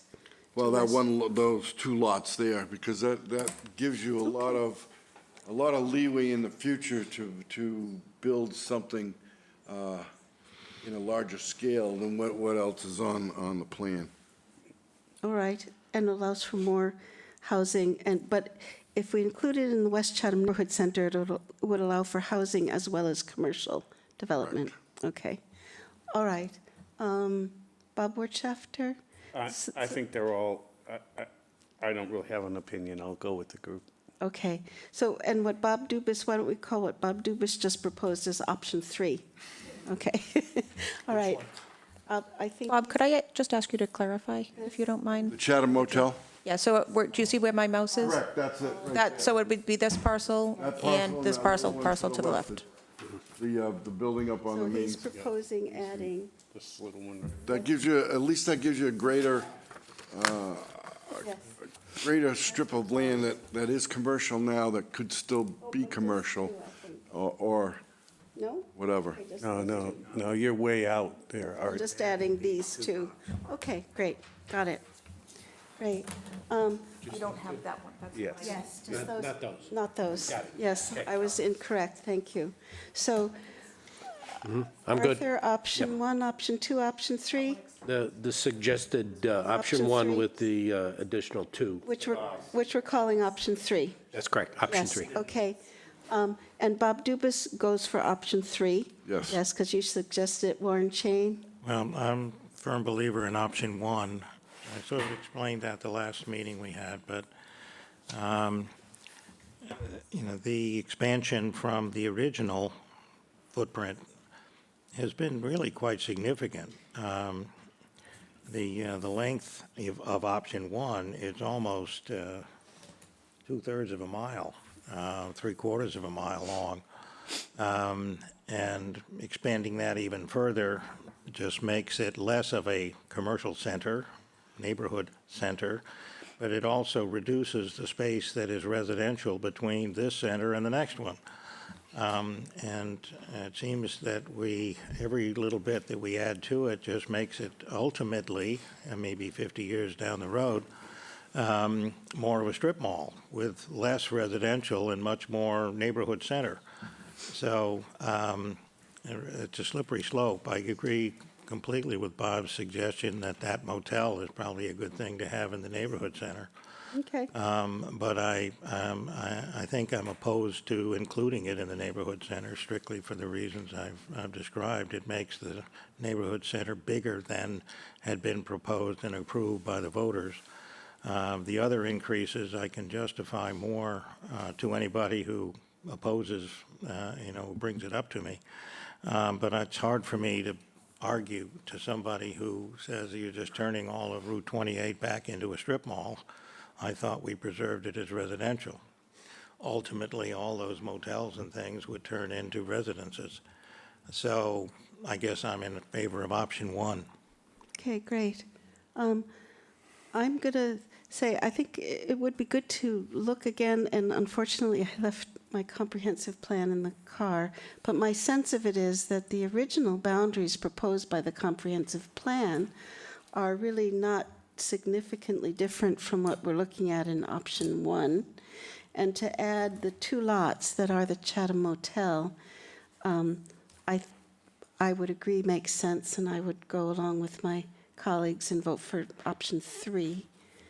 But let's check again, and I don't think there's a map shown in the comprehensive plan, but I think it's, the wording defines the boundaries, and that's to my memory that option 1 does not, we haven't really expanded much, if at all, on what's outlined in the comprehensive plan. And just to respond to the idea of the strip mall, the whole rezoning of the West Chatham Neighborhood Center using form-based code is, very strictly speaking, to avoid any kind of strip mall redevelopment whatsoever and to avoid that strip mall appearance. So I'm not concerned that adding those 2 extra lots will, I understand and I hear what you're saying, Warren, but it will be redeveloped according to the form-based code of the West Chatham Neighborhood Center zoning, so it will have that attractive appearance So of a neighborhood center. Some of the property that's in that general vicinity will be housing the town's proposing. Right, So, I mean, there is a slight break in there of, between, right, right. Okay. Did you have a comment, Katie, or have I complicated matters too much? Or, No, I think, we'll certainly, go with what the board describes. I mean, I think that the natural, I think that option 1 was kind of a natural right, way to go. Yeah. I understand where Bob's coming from with the Chatham Motels, so, but there is an intent to develop the property next to 1533 Main Street as residential. So, right. so there will be that break in the action there. So, just, So I'm sorry, what's the break? Catherine? Yes, I hear what Warren is saying, right, but now I'm going to try and be like Bob and think about what's really there. And it seems to me that we're going through this giant exercise without a chance that any properties would have it in the next 30 years, except for the ones that Bob just talked about. And so I think the best opportunity for us to have any effect in that whole neighborhood is to put those 2 in there, Yeah. because that's where we can start this process. If we don't have those 2, we're waiting for something to burn down. we don't want to even talk. No, and I don't, talk that way, I'm saying no. that, I just don't, I'm sorry I Yeah. said that, but No, I mean, Yeah. I wasn't going to make The an most- opinion, but now I'm going to vote for 3. The most potential for redevelopment could be there. By the same token, I do want to just say that driving through there, I support what Gloria initially said about this area, that it is a very different feeling of, as soon as you exit, and the Chatham Motel included in that area, it's a much more open space, much more residential feel. It's definitely a different feeling, and currently, so that logic is also there. But I hear that those 2 lots may present opportunities that are useful to the town. Again, all of this is going to get vetted with the community, and so, hearing the community input, we may again need to amend the proposed boundaries before it goes to annual town meeting. But it looks like at this point, in general, the board is in favor of option 3. okay. Okay, great. So it is 5:45. Let's take a little time for public comment, and I apologize to everyone for the delay, but we were able to accomplish our business with the long-range planning discussion. And if I could ask public comment, again, I'm sorry to have to do this, but if you could limit your comments to 3 minutes or maximum 5 minutes, just in consideration of the time. And I see Rick Levitt. You have your hand raised if you'd like to go ahead. Thank you, Catherine. I think this has been an excellent discussion tonight. I really just have two comments, and I'll be very brief. In the most recent discussion about the boundaries, yes, I can certainly support adding the motel to within the boundaries of West Chatham Center. My preference is to keep it the way it is, as you say, under the comprehensive plan. I agree with Warren that it needs to be a concentrated area and a highly dense area. Highly dense in a very attractive way is using your form-based zoning. But okay, let's go. It's a good compromise. Add the motel and its properties. Secondly, on density, you've had a great discussion tonight about density, and you need to discuss it more, and you obviously realize that and will be doing that. My one comment is, certainly I support a much higher density, but it obviously has to be attractive and fitting within the context of the neighborhood. I would hope you would consider, when you look at your use schedule, when you get down to one-family dwellings, you exclude one-family dwellings. And I understand that. We don't want any more large homes on large lots in a village center. But as you know, there are examples, wonderful examples, that have been accomplished here locally or regionally, where there are small homes on small lots. And I would hope you would not exclude one-family dwellings and include them within the village centers, as long as they're in a highly dense development. For example, over in Brewster, and I've raised this issue many times, there's a 28-unit development. All of them are affordable or attainable. A quarter of them are affordable, 8 of them, and 20 of them are attainable. They're all small homes on small lots and would be perfect, a very good type of development for West Chatham Center. So I hope you would consider that going forward. And thank you very much. Thank you, Rick. Let's see. I see other hands raised, but I can't actually read the names. I'm wondering if Katie or I have it as guest. Guest. So we have a hand raised for Guest. Yes, it's Elaine Gibbs. Hi, Elaine. Please go ahead. Sorry.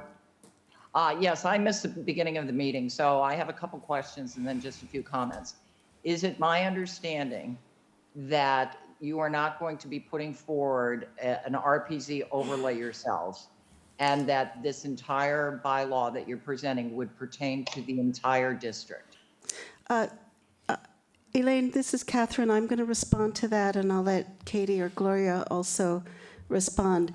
The footnotes, and this is what you missed. We discussed the footnotes that pertain to the RPZ. The requirements of the RPZ zoning, instead of using a overlay district, will be addressed by footnotes in the West Chatham Neighborhood Center zoning, and also to the R20 bylaw in the use table. And those will basically have the same effect of the overlay district. It's just a different technical mechanism to address those issues, and that was what was discussed at some length at the beginning of the meeting. Okay, so if, as an example, someone purchased the Ocean State job lot and wanted to use the existing footprint and wanted to put in apartments there, that would not be permitted because of the footnotes. Or Correct, if correct. and the post office moved out and the nail salon, because that's within the RPZ, you would not allow housing in that area. Correct. Okay, and Oh, not with I'm a special sorry. permit. No. That's not within the RPZ. Yeah. Oh, those are not, Katie is correcting me. Those are not within the RPZ, the nail salon. Let me just share, I'll share my. All right. Katie's going to screen share, Elaine.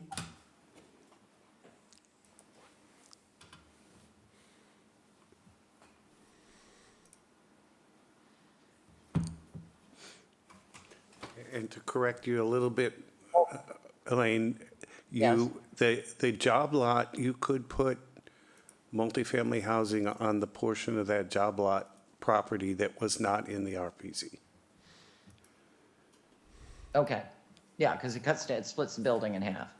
All right, but within the RPZ, you're not going to be increasing density of human beings. Right.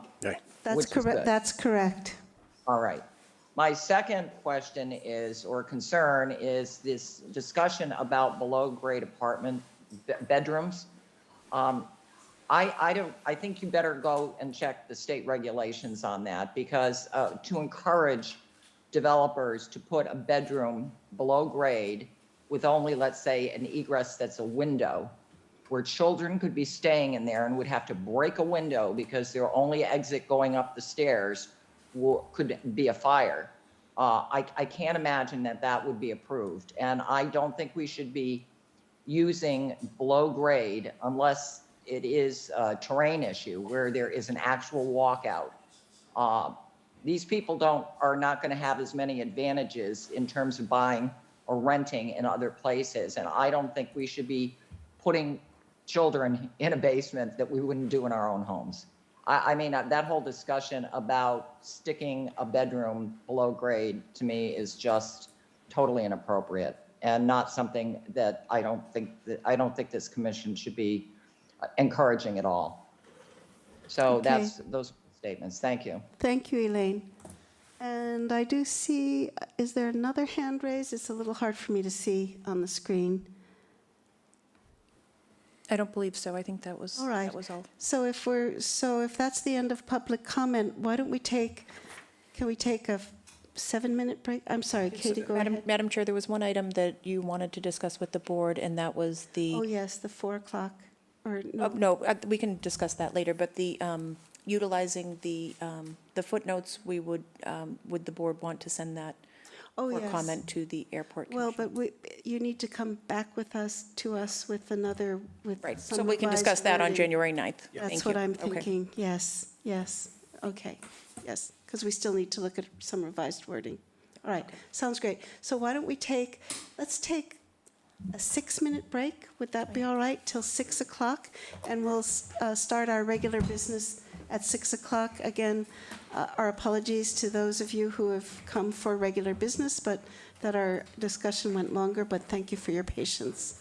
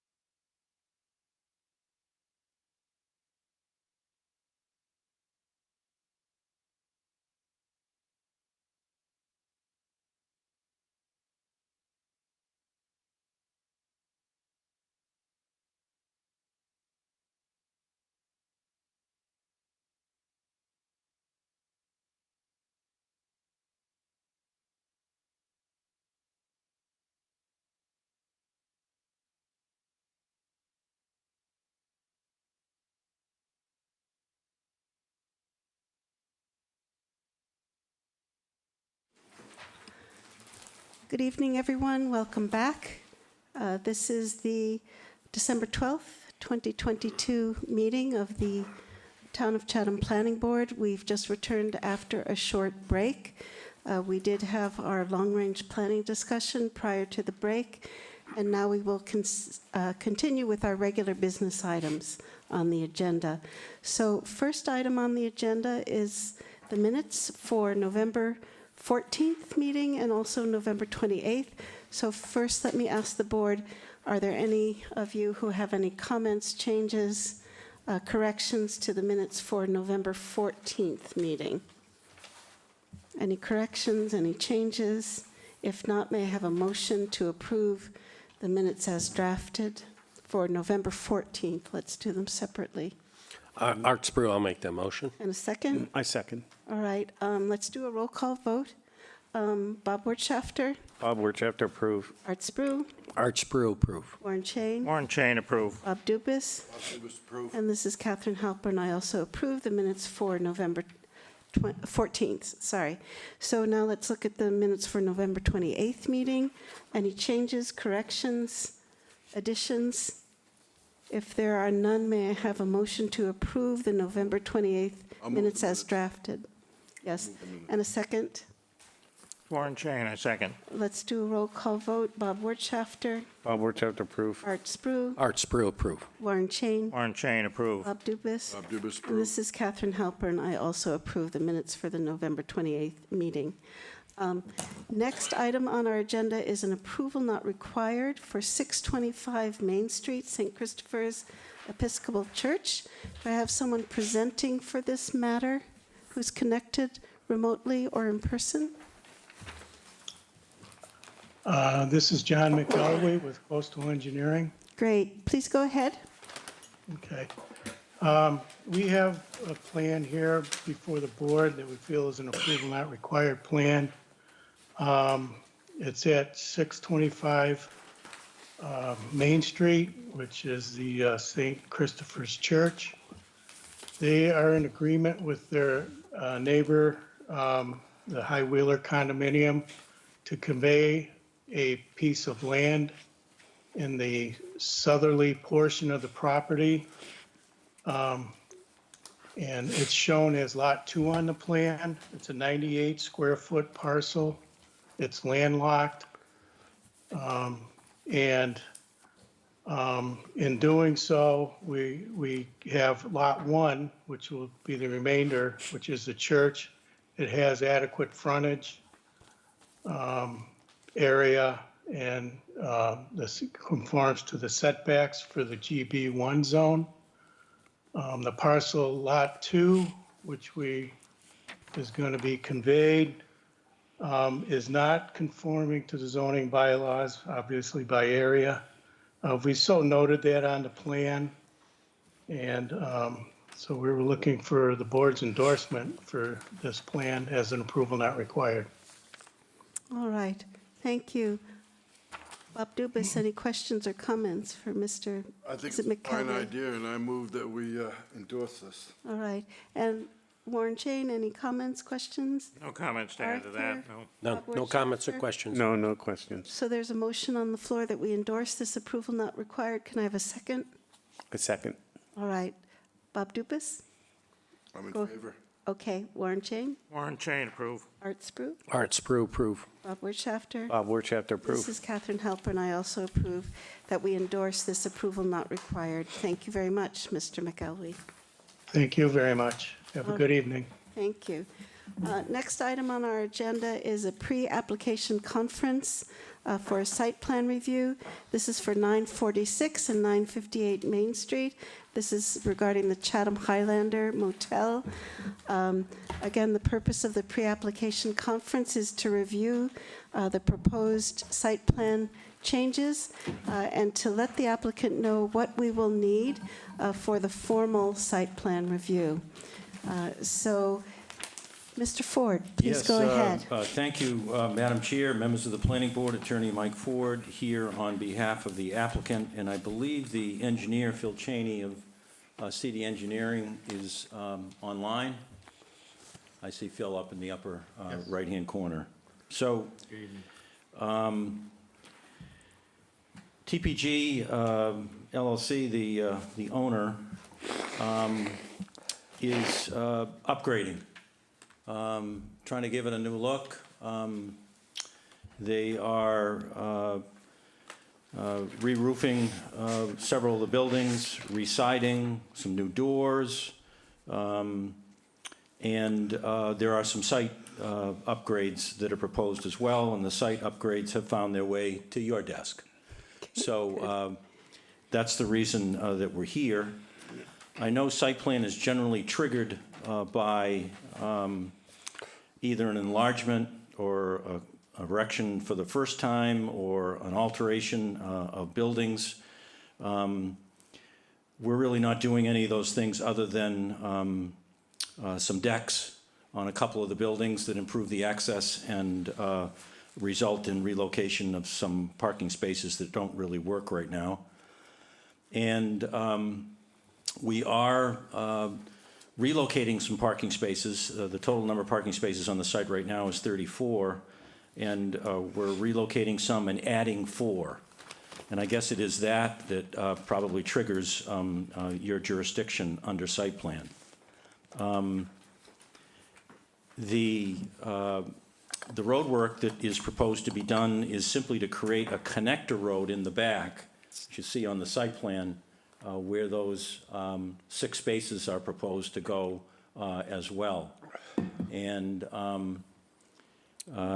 I'd be happy to turn it over, Madam Chair, if you'd like, to Phil Henry, to just have him perhaps describe with his engineering cap on what is involved with that connector road and those parking spaces, because I'm sure that's of interest to the board members. Yes, no, that would be terrific. And if you could just be sure to let us know. It does note in the staff report that there is no approved site plan on record because this property was likely built 1957, I think it was built. before we even had zoning, as I understand. So that being the case, if you can just Actually, there was zoning in 57. There was, yes. Right. And but- it complied with zoning. It was permitted. Right, okay. Sorry, my error. Thank you for the correction. But we don't have an approved site plan on file, as I understand it. But if you could just be sure to contrast what is proposed to be done with what is there now, I think that will be very helpful to the board to Yeah. understand. Thank you so much. If I could perhaps turn it over to Phil, and he could quickly walk you through that, Madam Chair. That'd be great. And then we Yeah. could get your direction on the scope of any formal site plan. That'd be great, thank you. Phil? Sure, I'd be happy to do that. Thank you. Can everybody hear me? You might want to increase the volume a little bit if you can. Okay, can everybody hear me now? Yeah, that's good. Okay, excellent. For the record, my name is Philip Henry with Civil Design Group. We're the civil engineers on this project. Is there any way perhaps I could share my screen so everyone can see my mouse as I direct around the existing conditions and site plan? Sure, Christina will stop sharing her screen, and that should allow for you to do so. Okay, perfect. Let me see here.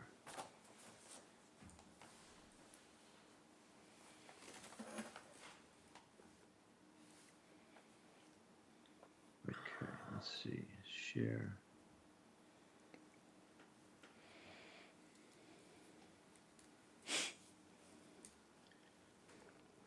Okay, can everybody see this screen?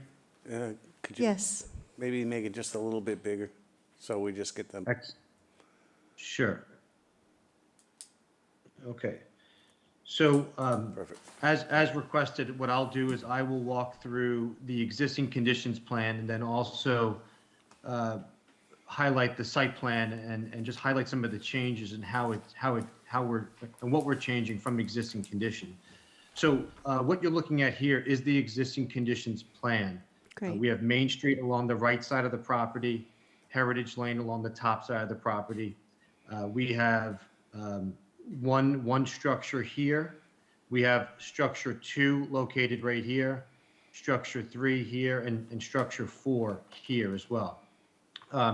As those of you that are familiar with the site, which I'm sure all of you are, would note that there's an existing driveway coming off of Main Street for Building 1, we're calling it, that is supported by some vehicular parking spaces here that ends in with some site amenities at the end of the building. Note that there is no connection to 946 or 956 to the further to the west. There is a second driveway on Main Street as well that accesses the 3 other motel structures. And as you would note here, this driveway comes straight up the driveway here and goes in between buildings 2 and 3, and then sort of also ends with some site amenities towards the rear of the parcel. You'll note before I go to the site plan that there are some parking spaces located just to the south of Building 3. There's 4 spaces tucked in here, parallel spaces in between 2 and 3. There's some spaces here as well, and then some other auxiliary spaces around Building 4. Again, noting that there's no direct connection between the 2 lots. You'll also note that the site slopes down considerably from the buildings back to Main Street. So in general, the site slopes from north to south, and it also slopes from west to east. So from south of the page to north of the page. Let me stop sharing here and see if I can get the site plan back up.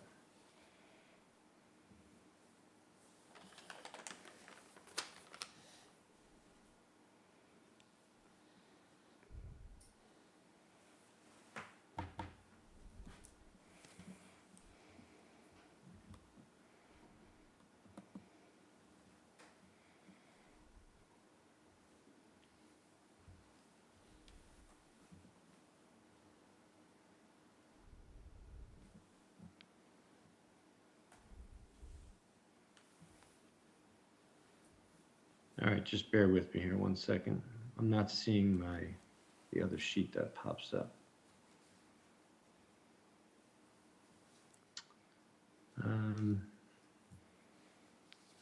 Would it help, Phil, if they put the site plan back up? Perhaps. I mean, I see it on my screen. For some reason, it's not popping up as like a shared opportunity. Okay, so how about we do it this way? Can you guys see this? Negative. Well, we can see a black spot. Okay, so just to confirm, nobody sees the site plan? No, No. not yet. No. Okay, let me try this one more time. If not, then I'm gonna have to ask Katie to put the, Christina could probably put Oh, it wait. back up. oh, I think I got it now. There you go. Yes, now we can see it, thank you. Can you Wow. enlarge The that Christmas one time, mirror. please? Yes, sir. Okay. All right, so the plan is oriented the same as the existing condition. We have Main Street on the right, Heritage Lane along the top of the page. You'll notice that the 4 buildings, I don't know why this is blinking. You'll notice that the 4 buildings are highlighted in gray here. We are proposing to maintain the driveways in their current form. And you'll notice here, if the planning board has hard copies in front of them, there's a limit of new asphalt located here, as well as a limit of new asphalt located here. To the right of those lines, or to the Main Street side of those lines, there are no proposed modifications, if you will, to the hardscape, other than we are proposing to just restripe these parking spaces in front of Building 1, but there's no, we'll call it site excavation or any digging of any kind that's proposed. You'll notice that Buildings 2, 3, and 4 have some architectural features and decks and upgrades that are associated with the buildings. Right now, those areas are occupied by sidewalk, vehicular parking spaces, and whatnot. You'll also notice that as you drive through this Buildings 2 and 3, which we're maintaining the driveway, although we are reducing the width, You'll notice that the driveway is then received by additional spaces, 4 here, 2 here. But you'll notice in the existing condition, those spaces were up against this retaining wall here, and there were 4 spaces that were located more along the adjoining lot line. So what we're doing is we're sort of nipping and tucking at this site, bringing in and introducing some landscaping towards the outside of the lot, and just making the circulation a little bit more efficient. Building 4 is staying the same with deck upgrades. The site amenity area here, we're essentially trading what I would call impervious area, some pedestrian walkways, so for a fire pit and some additional walkways with an upgraded hardscape around the pool. The real significant change, if you will, and we consider this all relatively minor, is the removal of the pool associated with building 1 and all of its hardscape. There's also a significantly large area of gravel that's like hard packed, basically impervious coverage that we're proposing to eliminate here, and making a vehicular connection, as you can see here, that connects building 2 and building 1, if you will, or the 2 lots.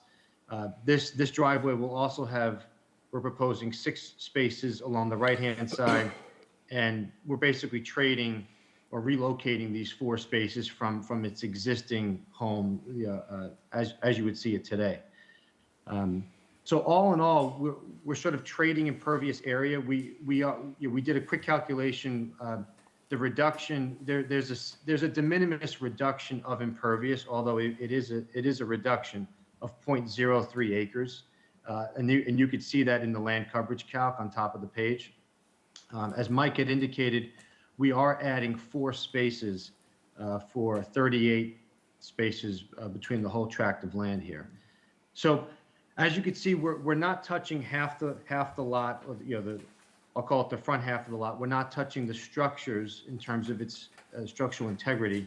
We are adding some deck features, and then we're mainly the site improvements are limited to the back half of the site with a connection, relocating some spaces, and also making the site a one-way circulation clockwise fashion. So as you can see here by the flow arrows, these two existing full access curb cuts will be modified to have an entrance only and an exit only, not by geometrical constraints or modifications, but simply by signage. Great. So are there any questions related to the base plan? And I'm sure we can talk about stormwater as well. Yeah, great. Great, thank you. Nice, clear explanation. Bob Dubus, did you want to go first? Yes, I would like to go first. Good, please go ahead. I noticed that you changed the direction of the traffic, which I think is a great idea. I personally like you connecting the two motels, or whatever you want to call them, together like that. It should have been done a long time ago. Would have saved a lot of aggravation. My concern is the office. Are you going to change where the office is? Because it looks like it's on the tail end of driving through. If you Joe, got a do you wanna- one-way direction, you're going to drive in, you're going to drive all the way around the whole place to get to the office, or where? There is a change in the office if Yeah, please go Mr. ahead. Georgie, who's the project Yes. manager, could address. Yes, please go ahead. Yeah, so we're changing the office. The current location of the office is in Building 1. So the new location's in Building 4. We thought that would be best for handicap accessibility for the property. So the offices will be permanently located at Building 4. Okay. Great, thank you. That, and I see no drainage calculations at all, nor do I see any downspout water retention areas. Thank So, you. Yeah, so, yeah, I could speak to that. I'm trying to, it says I'm still sharing. Do you see, does everybody see my screen still? Yep. Yes, Okay, perfect. So, we had an informal meeting with town staff, probably about a month ago, and stormwater was brought up. So currently, there are 2 catch basins on the at the foot of the east side of the driveway.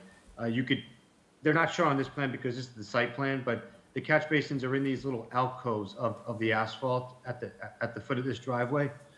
Other than that, there does not appear to be any stormwater controls. However, as I mentioned, we are reducing impervious coverage by the nipping and tucking of all these areas throughout the site, and then obviously the trading off of actually adding impervious with this connection here. So what we intend to do, and we certainly want feedback from the planning board, is to, because this site would technically, in our opinion, be classified as a redevelopment project, which basically the spirit of that is you improve the site to the maximum extent practicable. We are committed to focusing our stormwater efforts along the rear of the parcel. So, and what I mean by that is, in the existing condition, there's a natural ridge. There's an existing ridge that currently is, I would say, right about where my mouse is here. There's also, so then there's there's going to be about a 4% grade change from this point here to about this point here, where the existing site amenity area is. However, that amenity area is sort of like a local high point as it relates to the existing condition, whether as I mentioned, there's like this gravel area here that we're proposing to remove. It's relatively high here before it drops down. So in this area here, what we were thinking was breaking the curve, and keeping in spirit of an LID technique is having sort of a rain garden or a graded depression here that when the curb is broken, we can direct runoff into this landscape depression here, which obviously is not shown here, but we would obviously add it. And that would take about the watershed from about right where this 24-foot dimension is, and all of this area here, and all this drive aisle and these 6 parking spaces. And it would allow based on preliminary sizing, it could take up to I believe the 50-year storm, and then obviously up to the 100-year storm, there would just be an emergency overflow. And basically it would go about how it would go about today. But long story short, if we just analyze the areas that we're modifying and treating and detaining that, we would mitigate flow up to the 100-year storm, because we'd be mitigating the areas that we're changing. Well, you do know, once you open a can of worms, you gotta go the whole boat. And I've got a person that's sitting down a few rows from me that probably wants to see the exact calculations on your new plan when you come before us. Yeah, and just, Understood. yes, and I have to affirm that it's been our practice that whenever something comes before us, we do need to require full information as required by our site plan approval, so we will need a fully engineered site plan with all drainage calculations shown. And maybe Arthur will go into more of those details, but that's been our practice, so. That includes the front part of the building also. Yes, yes. Unfortunately. Yeah, that's been our practice, so. Even all of those areas that are not going to be paved or touched? Correct. Correct. I notice in the zoning bylaw, you can repave and maintain existing parking without ever coming to site plan. So we could actually we could repave all of it and not come here. It's just that we're moving some of the parking spaces. No, you're adding potential pervious. No, we're lowering the pervious. Yeah, but you're putting it in a completely different location on site. That Right, there isn't and anything that we will handle, Right. that location. You also have runoff running down both of those driveways, right straight toward Main Street, a major portion of the impervious area. There's nothing to intercept the West Drive at all. Yeah, Everything heads to Main Street. We don't need any more water in our public ways. So we're asking all sites to actually take a look at that and to address it as part of the reconfiguration of your whole site. That's something, and as part of what we have now in our site plan criteria is 25-year storm design. It was never anything like that in previous zoning. So since this is a change, a major change to this site, that's something that you'll need to do. So you're not just looking at the rear part, you're looking at the front, and you're looking at all the right, buildings and- too. Yeah, Everything. I appreciate your comments. This is an attempt to kind of upgrade the buildings, the facelift. We've been before the Old Kings Highway, I mean, not the Old Kings Highway, the Historic Business District. They've approved the project. They like it very much. Whether drainage can be designed for all of the front of this lot, I don't know, within the budget of this project. So we'll have to see, I guess. Well, as I comment on many of the applicants come before us, take a look at each of these as a separate little piece. The buildings don't have to discharge to the hardscape surface. You can put those into dry wells. Bob had mentioned that. Yep. Right? Great suggestion. I encourage Understood. you to take all of that out. That's about 50% of your impervious area. That comes out of the equation. And try to, again, use some intercepting points rather than just dumping it all down as it is on the East Drive, and you have 2 catch basins that are servicing the entire site. That's completely inadequate, all right? There is no runoff that should be going off of this site. And I think that you have to take a look at that from that perspective.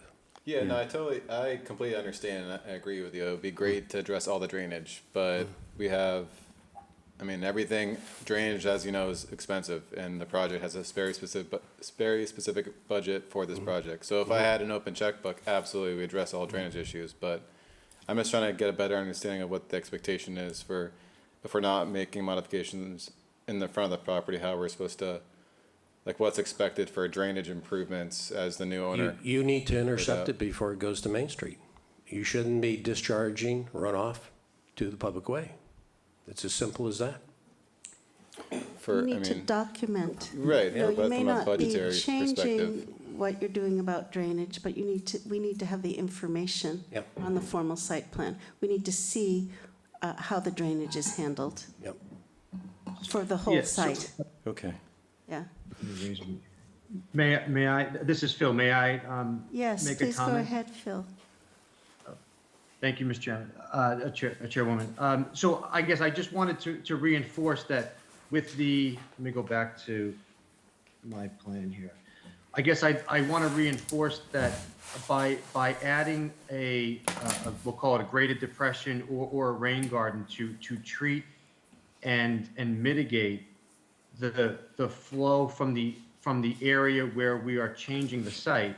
If we took that piece and then added the entire site in its existing condition, we would be showing a reduction of peak flow. So I guess I want to make a distinction of the metrics that are being asked of us. If the metric is to conform to the 10 DEP standards, most notably water quality and water mitigation, by doing what we're proposing here, and then just analyzing the entire site as is and leaving the front portion as is, we will show a reduction to Main Street. However, if the request or the requirement is to show zero flow on Main Street, then particularly on a site like this where the site is actually pitched towards Main Street, and there's nowhere to dump water into wetlands after it's treated and mitigated. I think from an engineering standpoint, I mean, that's a tough ask. And for those that are familiar with stormwater management, you'll know that you actually won't be able to put catch basins at the entrance of the driveways and then pitch it back because of the grade change. You would actually need to start catching water higher up. And at some point, there will be a throat of this driveway that will go off unimpeded. Yeah. But I think that, Here's some other thought processes. It doesn't always have to be a structure, okay? You have grade here to work with. You have a large grass area in the front there, all right? Pick up a point somewhere upstream of the driveway exit, all right, as your intercepting point, and put it off into a a rain garden type area, just like you talked about in the rear. Both the driveways could be directed that way without a significant amount of infrastructure, all right? That would be a critical element at that, for that area there. Yes, there could be some of the driveway that does discharge off into Main Street, and you are mitigating other areas. That's a plus. I don't think we're looking for every single drop to stay on your site, but right now, nothing does, except for those two catch basins, and if it's a huge storm intensity, it's running right off the property. So I think you need to propose a way to mitigate a little bit more than what you first indicated, and we'll take a look at that during formal site plan, the process. Okay. And we'll work with you on that, but I don't think you have to just go with hard structures for everything. That's not necessarily what we're looking for. It could be much more passive.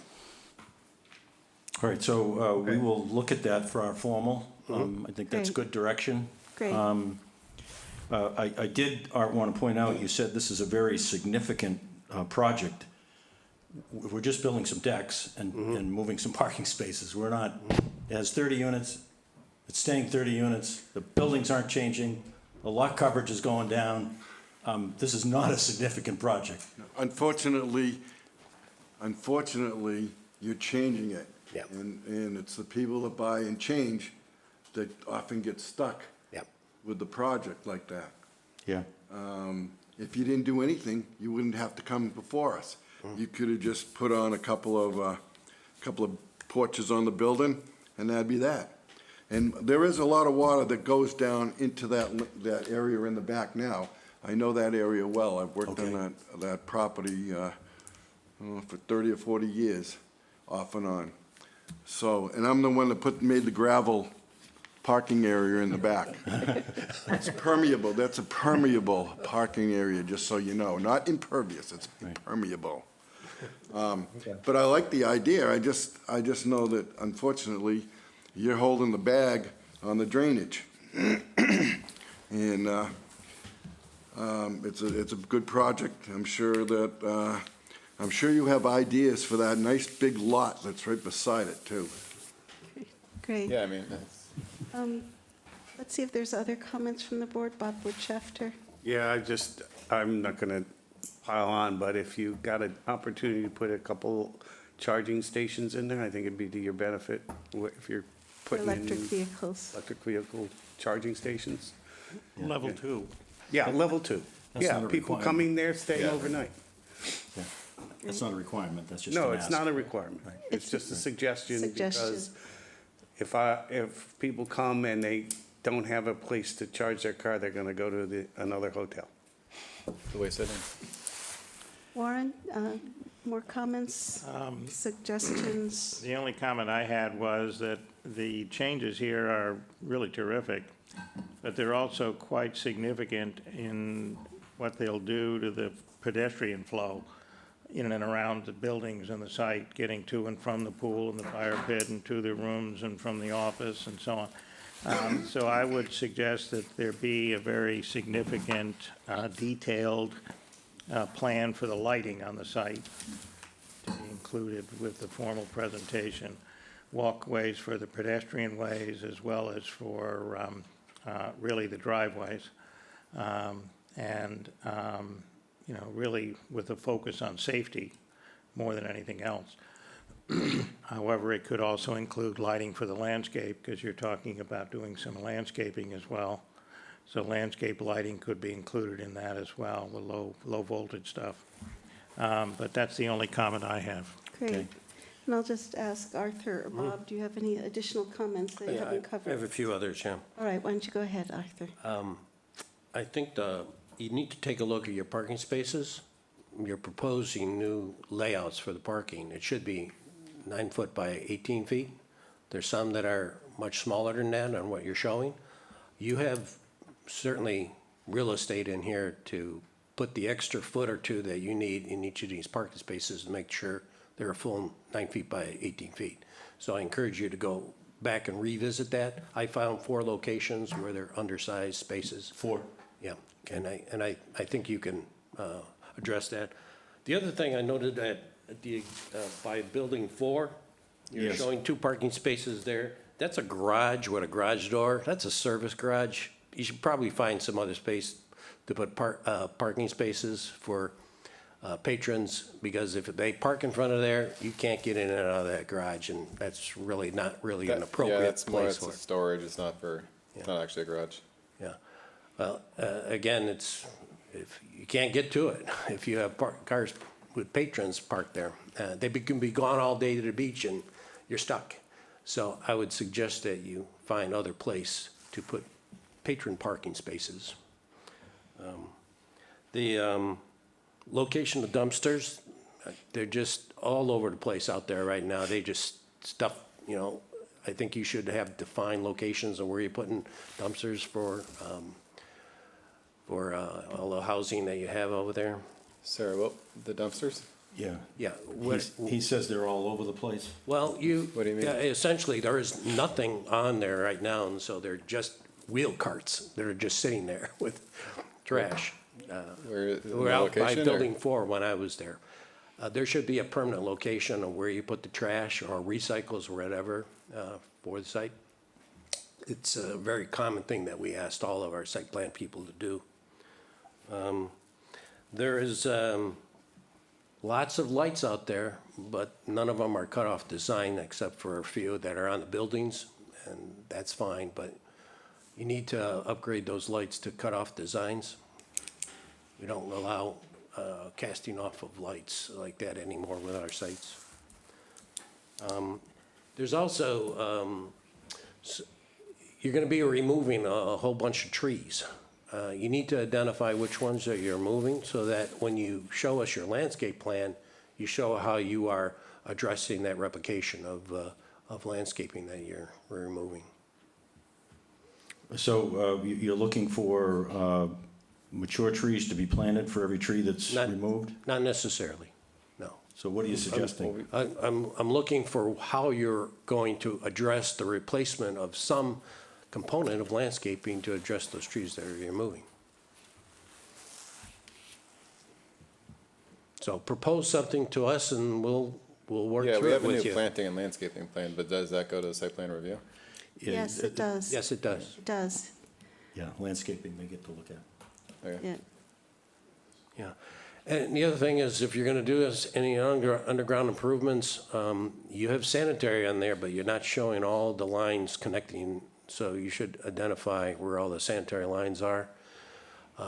If you have not connected to the town system, you will eventually have to, so you No, they're should. connected. They are? Yeah.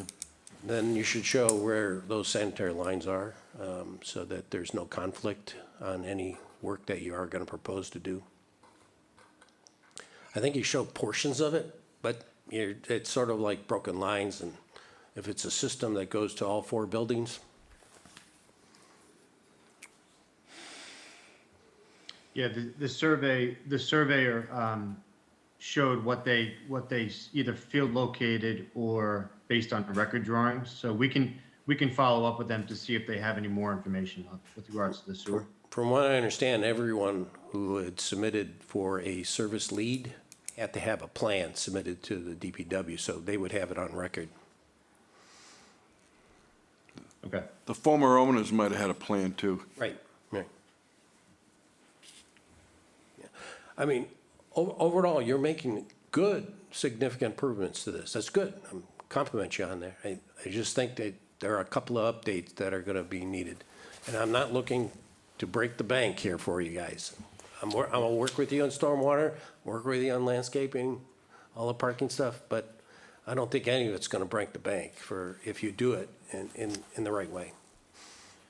So, Madam Chair, can I inquire, do you see this? Because we're thinking about timing. This is work that they're trying to get done before they open again in the spring.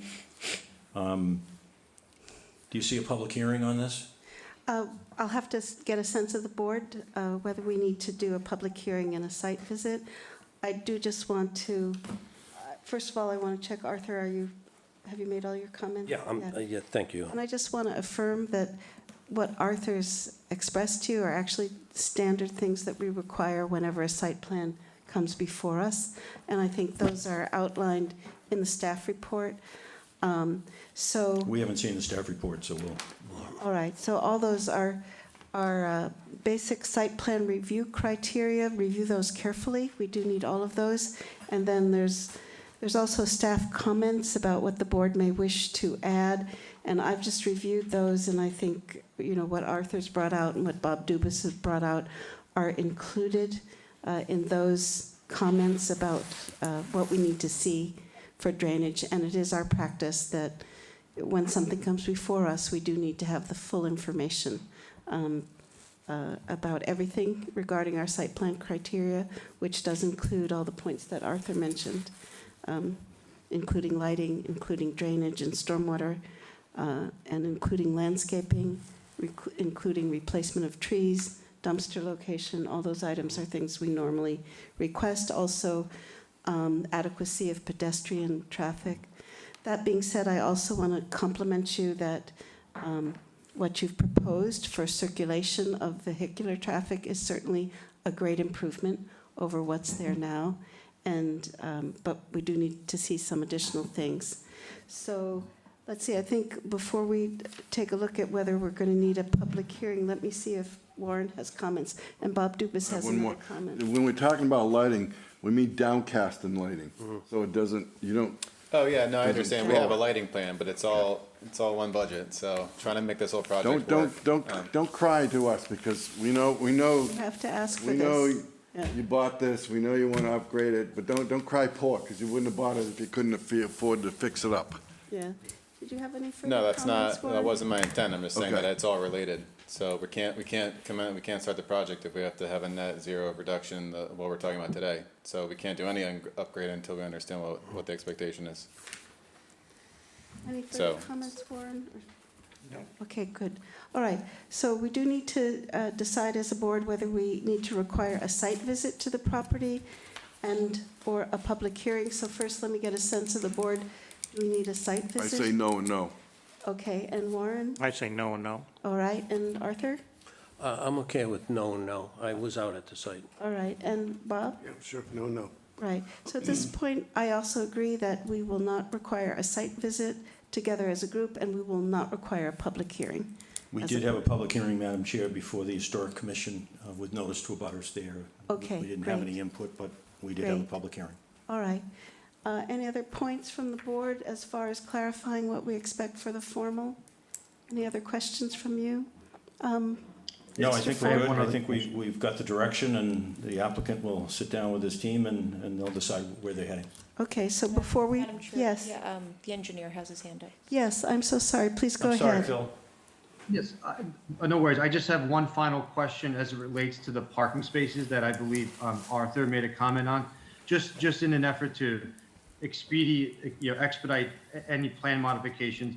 The parking space width of 8 feet that you mentioned, Arthur, that you highlighted 4 of them, I believe that's in relation to, those are ADA spaces, which that 8-foot width is also accompanied by either an 8-foot striped or a 5-foot striping area. Is that correct, sir? That is correct for, I would say, 3 out of the 4 that I saw. There is, Okay. the one that's next to Building 3, toward Main Street, there's not enough width for 2 vehicles in there, 2 parking spaces. Oh, okay. Unless you modify the hardscape surface. But maybe that's Yeah, not. those are the existing spaces, yes. Yeah, it's existing. Right, but and again, there's, if you're out there, right where you have the number 2, there's so much Yeah. shrubs hanging over there that you couldn't put any major vehicle in there anyway, even if you wanted to shoehorn 2 cars in. I mean, there's Okay. plenty of opportunities to make it all work. You just need to take a look at where's the best place to do it. Yes, Bob Dubus. I did not see any bike racks there. Is there bike racks there? Are there any there now, Joe? There will be. You can add some bike racks if you want. Yeah, they'll add some Great. on the front. Thank you. Okay, great. If there's no other comments from the board, I will, before we vote to accept the pre-application, I'll just see if there's any public comment. I don't see any hands raised, so could I have a motion to accept this pre-application? I'll make the motion. Thank you. Second. All right, Bob Dupas, I approve. Warren Chain, Warren Chain, approve. Arthur Spru, Art Sprue, approve. Bob Wertschafter, Of Worcester, and approve. this is Catherine Halpern. I also approve that we accept this pre-application. We look forward to seeing you again soon for the formal. Thank you, Madam Chair. Thank you. Thank you. All right, next on our agenda is a formal site plan review for 20 Chatham Bars Avenue. The applicant has requested a continuance to our Monday, February 27th, 2023 meeting. So in light of that, do I have a motion to grant the continuance I to move February accept their 27th? postponement. All right, Bob Dupas? I You'll vote? approve. Warren Chain? Warren Chain, approve. Arthur Spru? Art Sprue, approve. Bob Wertschafter? Of Worcester, approve. And this is Catherine Halpern. I also approve that we continue this matter to February 27th, 2023. Next item on the agenda is 1291 Main Street. This is Max Chatham Fish and Lobster with Down Cape Engineering. And do I have someone, this again is a formal site plan review. And would you kindly introduce yourself? Hi, Derek Burgess and Matt Kay. All I'm right. the project manager, Max the owner. Great. And this is an amended site plan review. We've already Great. have an approved site plan. Okay. We just want to amend that. Had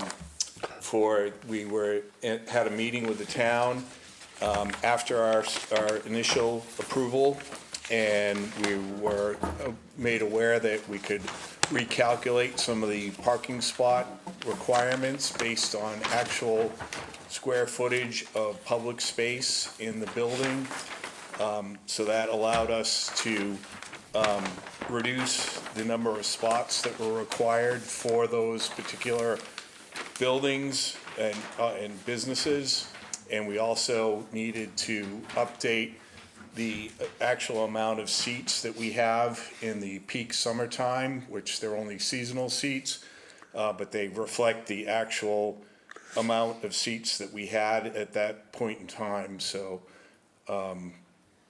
that's why we're asking for an amended site plan review to reflect the actual number of seats that we had in peak season and the new parking space requirements. We've also added a couple of spots to the site plan so that we can meet the requirements of the additional seating. Okay, great. Did you have any additional comments before I go to the board? I had one question. It's stated in the staff report that there are that based on these recalculations, there are 97 spaces are required, where 102 currently exist, and you're proposing 3 additional spaces for a total of 105.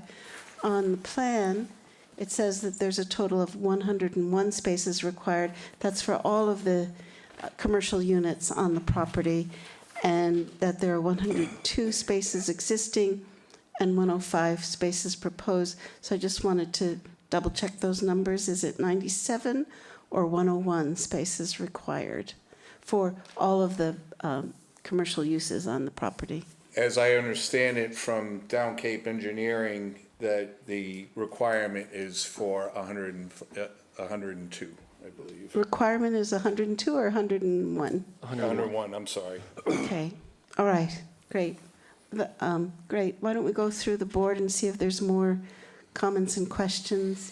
Bob Wertschafter, do you want to start? I don't have any. All right, Arthur?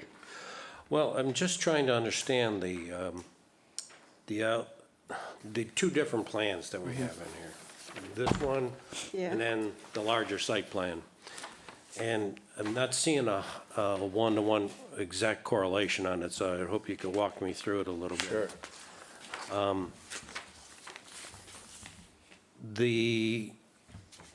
There's 2, okay, so this is just for the building that's, Here?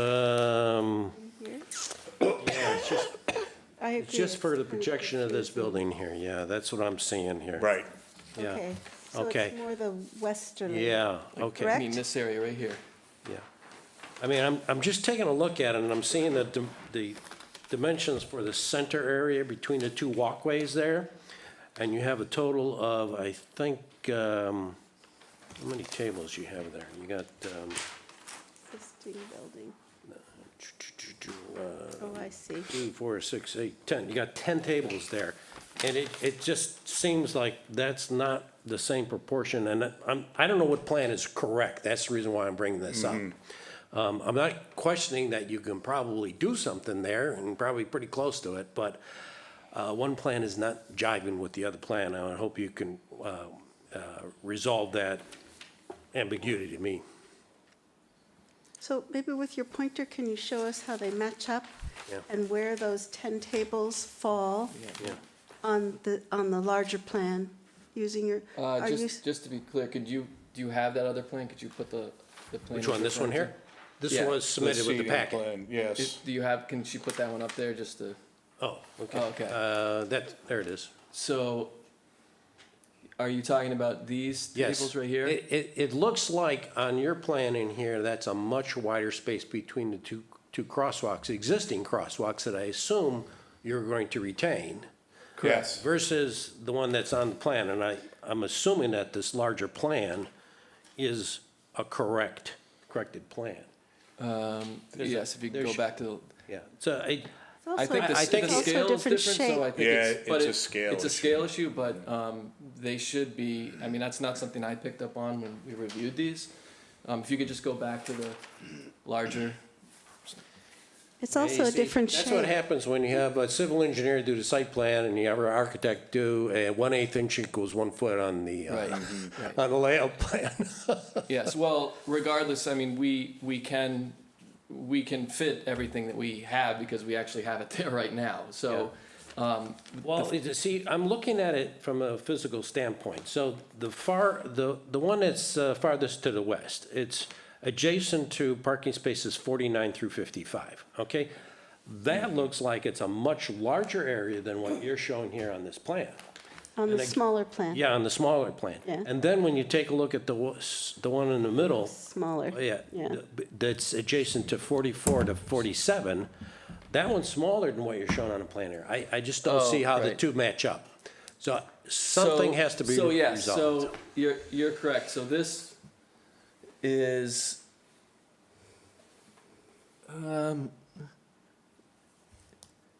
it looks the same if you, I don't know how to superimpose this, but can you go back to the other Yep. one? To the seating?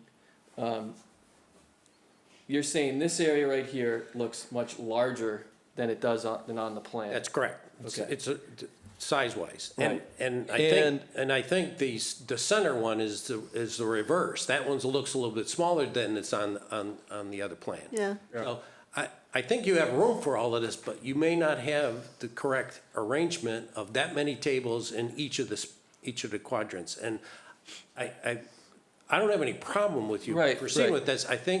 I want you to go back and re-verify the dimensions that you can fit what you're showing in there. Because if you can't fit 1, 2, 3, 4 tables across between parking spaces 44 Right, to right here. 47, Yeah. then where do the other ones go? Do they go between 49 to 55? You see what I'm saying? Correct, Yeah. yes.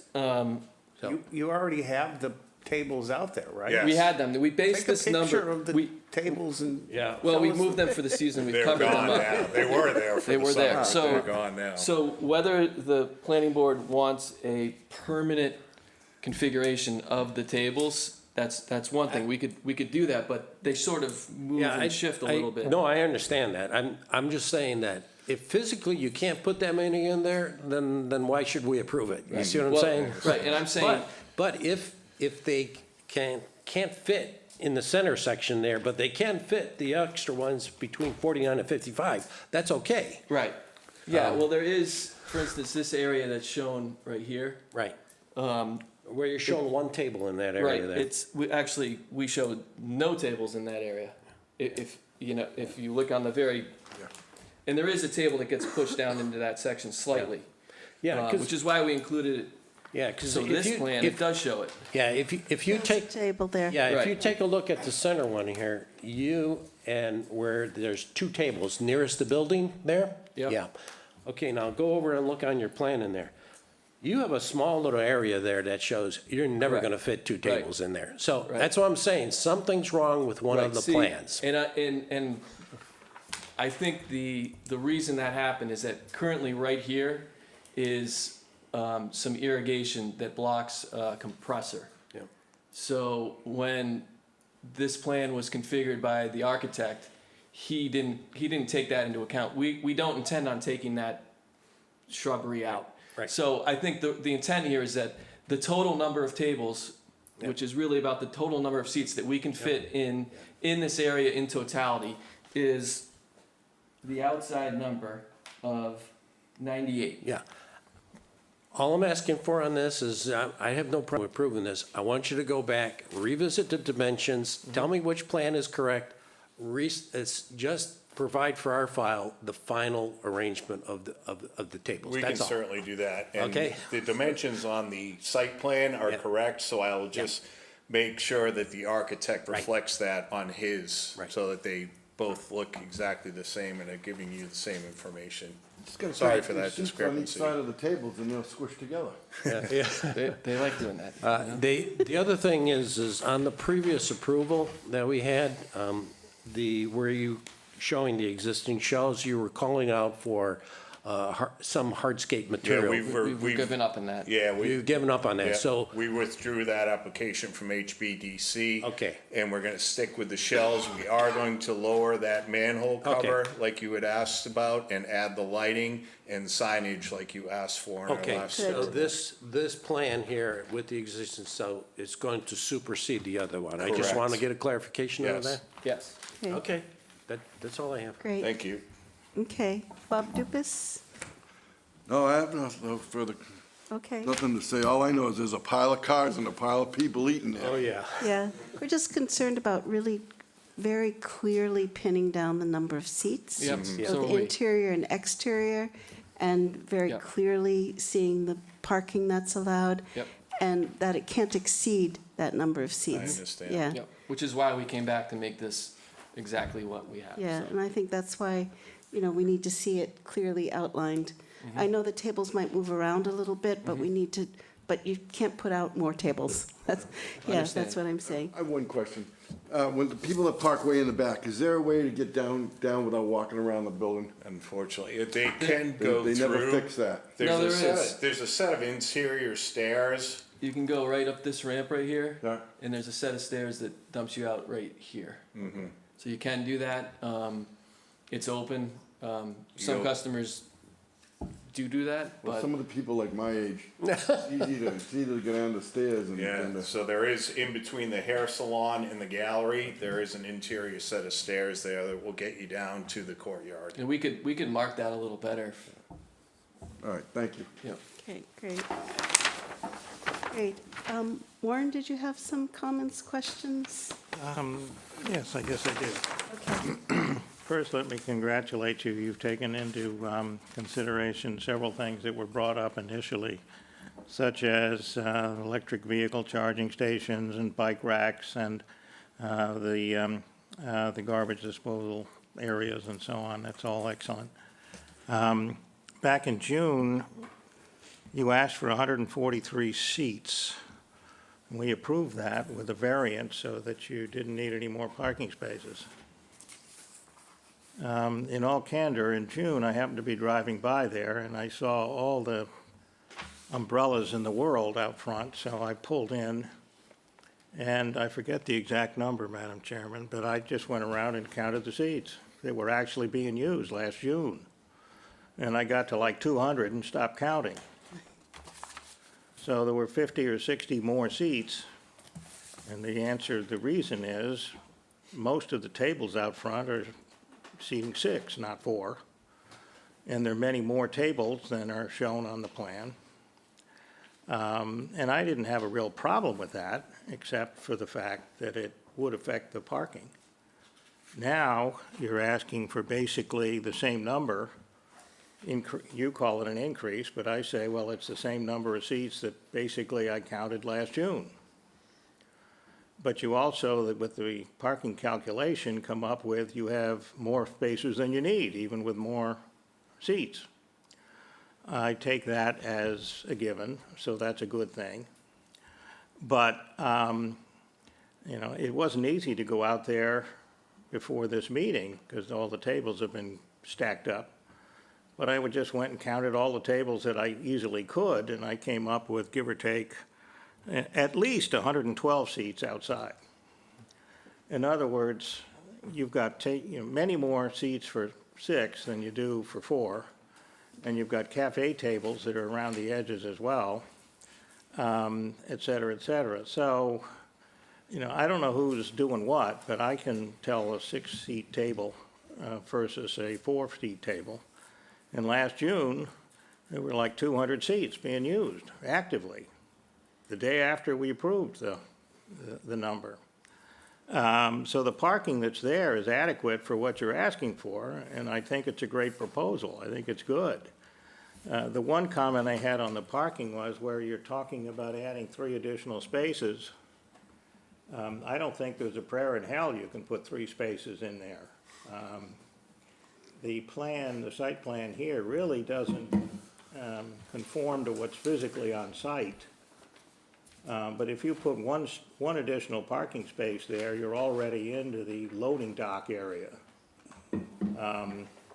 And since you don't need it for the parking that you have, for the spaces, or excuse me, the seats that you're asking for, I'm wondering why that is there. I mean, it's a very active loading dock, I assume. It's where the major cooler for the fish store is, the fish market. And the thought of trying to sneak somebody in there, even at 2 spaces, 3 is, I think, impossible. Well, we don't show 3. It's only showing 2. Plus the one for the truck. Well, it says stripe 3 additional spaces in this Yeah, area. So this right here, sir, Yep. is the The spot, third. the additional spot that is being added. It's not numbered. So there's just one additional spot? So There's 3. there's 3 total, 1, 2, and that's the third. And Oh. in these 2, the loading dock is only used once or twice a day, and it's No, I get it. for our own, we I get deliver it. to ourselves. Well, again, pardon my ignorance on how it was drawn, but I assumed that you were showing you were gonna put 3 spaces in where there is nothing shown at the moment. Correct.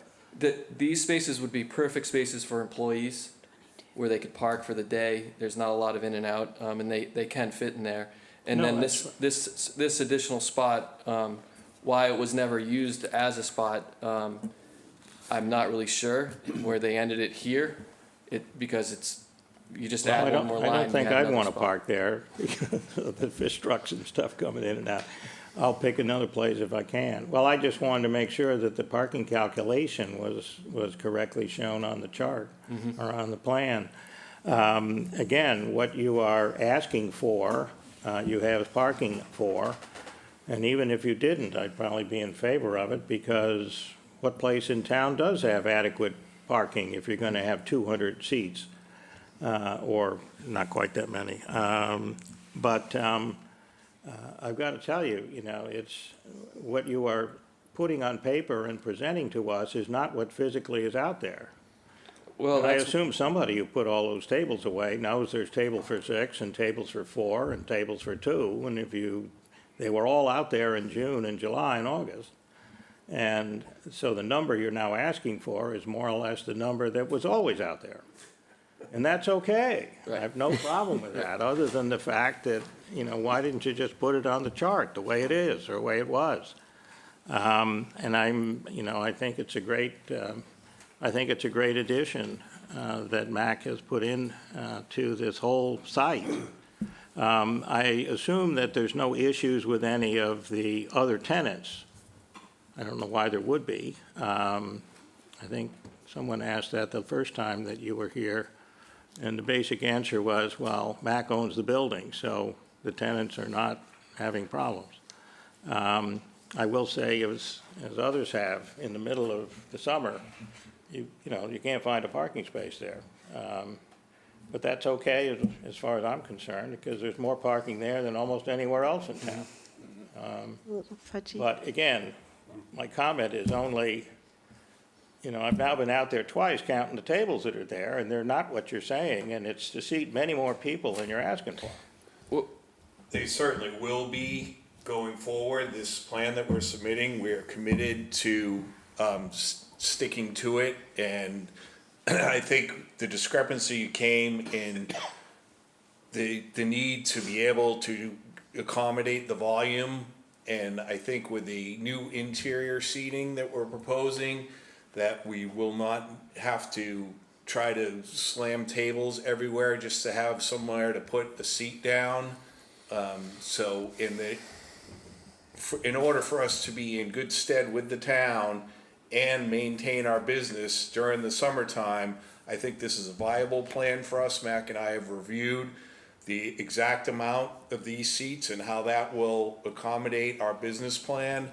And we can live with this and we can stick to it. So what you see on that plan, if you come back there in June of this year, you'll see those exact amount of seats, and that will stay that way. And just to follow up, That'd be fine, which means you're gonna get rid of some of your 6-seat tables. well, this, It's just fine. I have no problem with that. I Well, have no problem with the number of seats you're asking. well, let me first answer that and then ask a question.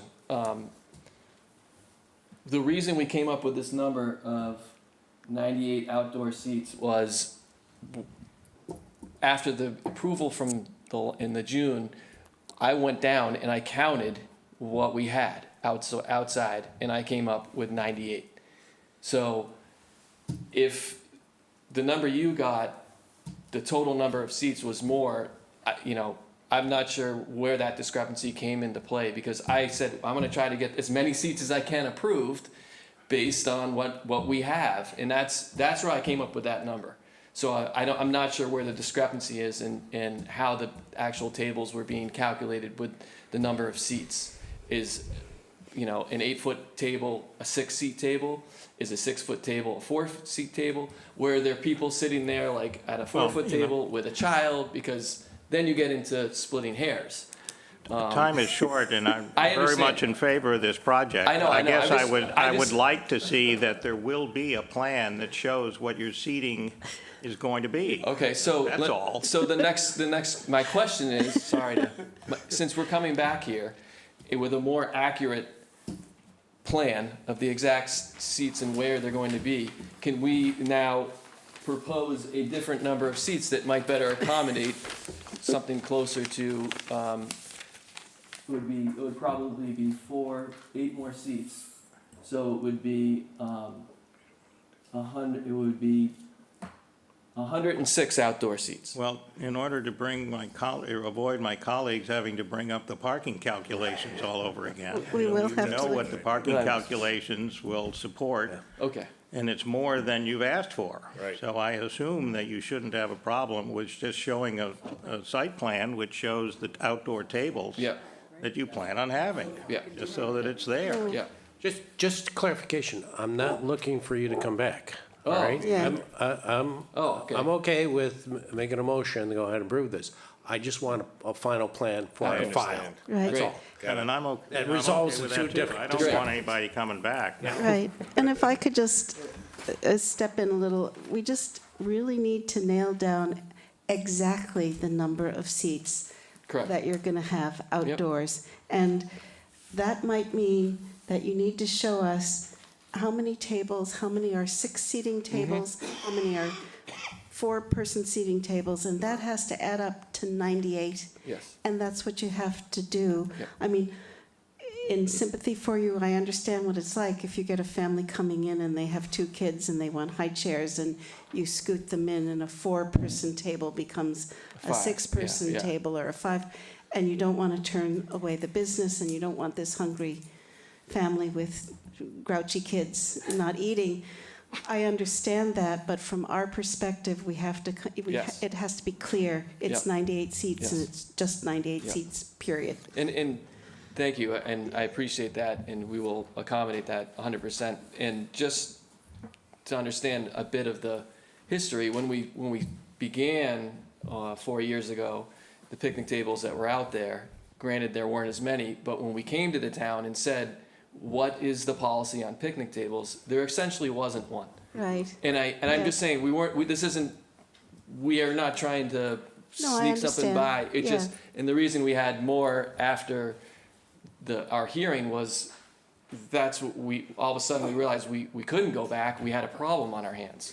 It's a good So that's why problem to we've come back have. as soon as we can to amend it, so. I mean, it's a good problem to have. You're just seeing a very I'm very much in successful favor restaurant. of the plan and the proposal, and certainly don't want anybody to come back.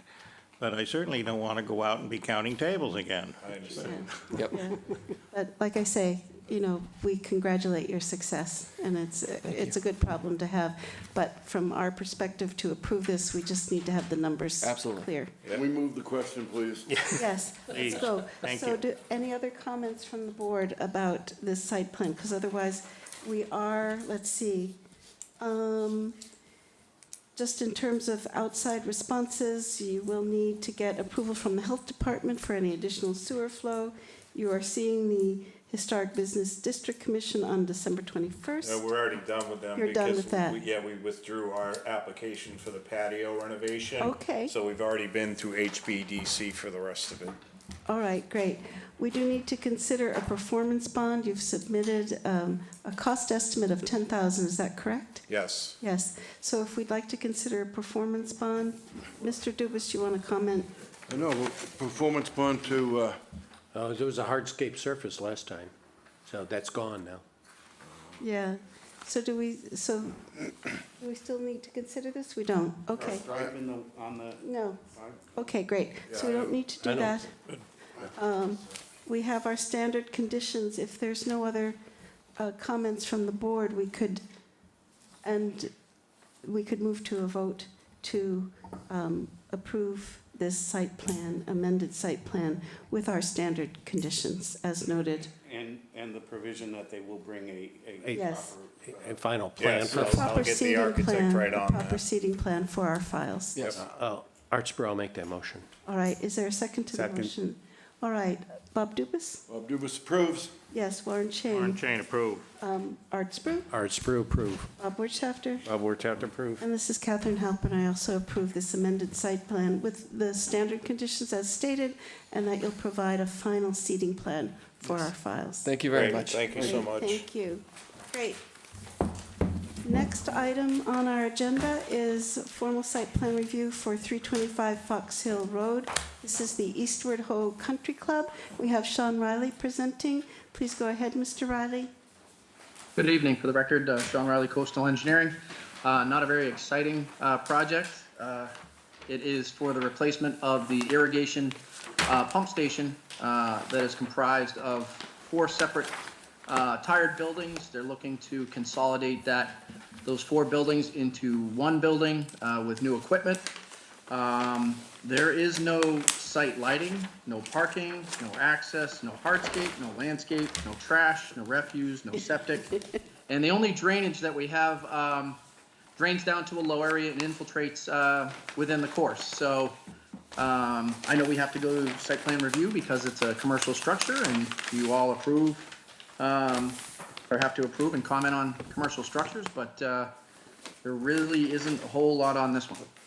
Great, So I'll thank you. just open it up to any comments. Great, thank you. Any comments from the board or questions for Mr. Riley? Bob Wirtschafter? Nope. Hey, Sean, Yes. Bob Dubus? what color is this building? No, I mean, Yeah. is it green by some chance or blue? Or? No. You know what, to be honest with you, I don't even know if it has a color because it's down buried in a hole behind a bunch of trees and you can't even really see it from the golf course, so. No, you're not I even know, gonna I see know, it. but the new one's, it looks like it's gonna be steel sided or aluminum sided. Yeah. It's a I regular would steel imagine building. yeah, it's a steel building. I would imagine it's just probably some off-white or cream color or standard. You sure now? It's not bright red. No. Huh? We can I make mean, a if you statement, can. right? You're gonna hit it with every time you play? All right, thank you. Great. All right. Any other questions or comments from the board? Then can I have a motion to approve I this move to accept. with our standard Warren conditions? Chain, I second. All right. Bob Wirtschafter, Bob Wirtz to approve. Art Spru, Art Sprue, approve. Bob Dubus, Bob Dubus approves. Warren Chain, Warren Chain Red approved. building. and this is Catherine Halpin. I also approve Wish this. they were all that easy. Thank you all very much. Yeah. Have a great night. Yeah. Thank you so much. Have a Yes. good Christmas. take care. Great. Merry Christmas, yep. Thanks, Sean. All right, so the only point left is we just want to remind you that our next meeting is January 9th. We have the proposed, we had We the should have had a proposed, site plan on that. Schedule. yep, the proposed 2023 schedule. And It was we in the should vote packet, on right? that. Yeah, Yes. mine's on the refrigerator already. Okay, Now, I'm not sure I'm leaving. I don't know if I'm gonna leave that day or the day after, so if I'm January not here, I'm 29th, sorry. January 9th. Huh? You're leaving January 9th? I'm leaving the second week sometime. All right. So, but there's a good chance I'll be here. But the question is do you approve this schedule? We're going to propose that we meet at 4 o'clock on January 9th, rather than the usual 5, so that we can Well, if I don't continue. approve it, you're just gonna have to wait for me, right? I mean, of course, I'm here tonight. I was here. So that we 15 can minutes early. continue, yes, with our long-range planning discussion. We gotta do what we gotta do to get the job done. That's right, we okay? do. So if you're gonna meet at 3, No. Is it 4 o'clock Katie, on the 9th? Katie has a comment, all right. So just moving forward, just based on this, because we have, it says on here that meetings typically begin at 5 o'clock. Would like to propose that if the board is comfortable and we want your feedback about continuing to meet at 4 o'clock, moving forward, and we wanted to get feedback if the board's willing to do that. forever? For Geez, some you got me time. from 5 o'clock. Now you're really pushing it. I don't mind once in a while, but oh my God. Well, I'm and gonna have to also- pack a lunch if I come here. So one of the items that we were proposing is that, we'll have long-range planning often on the agenda, but we won't have it all the time. And there may be times where we'll actually suggest doing the regular business first. Say there's one item on the agenda. We may say, let's just get that, let's do that item, and then we can talk about the long-range planning, so that we're not worried about breaking and stuff. And I believe that will be the case for the January 9th meeting. I think we have one item specifically, which you've already seen. It was the bakery at 1223 Main Street. Okay. So I would suggest doing that first, and then we can continue our long-range planning discussion. That's a good idea. So I was just, Yeah, he's gonna bring. but more you need a importantly, taste. but just thinking from the perspective, if we could, we wanted to hear what the thoughts were about, keeping our meetings at 4 o'clock so that we can move through. Long-range planning, Yeah, yeah. I don't have any problem with 4 o'clock. I have to convince the other half about January 9th, though, because we were going to have some travel plans, and we haven't quite set them yet, so.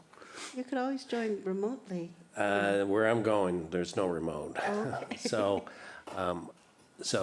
we haven't settled on our plans, so I'll see if I can convince somebody to go on the 10th rather than the 9th. All right. I heard December 23rd just mentioned here. Is that a meeting now? We don't have a meeting December 23rd.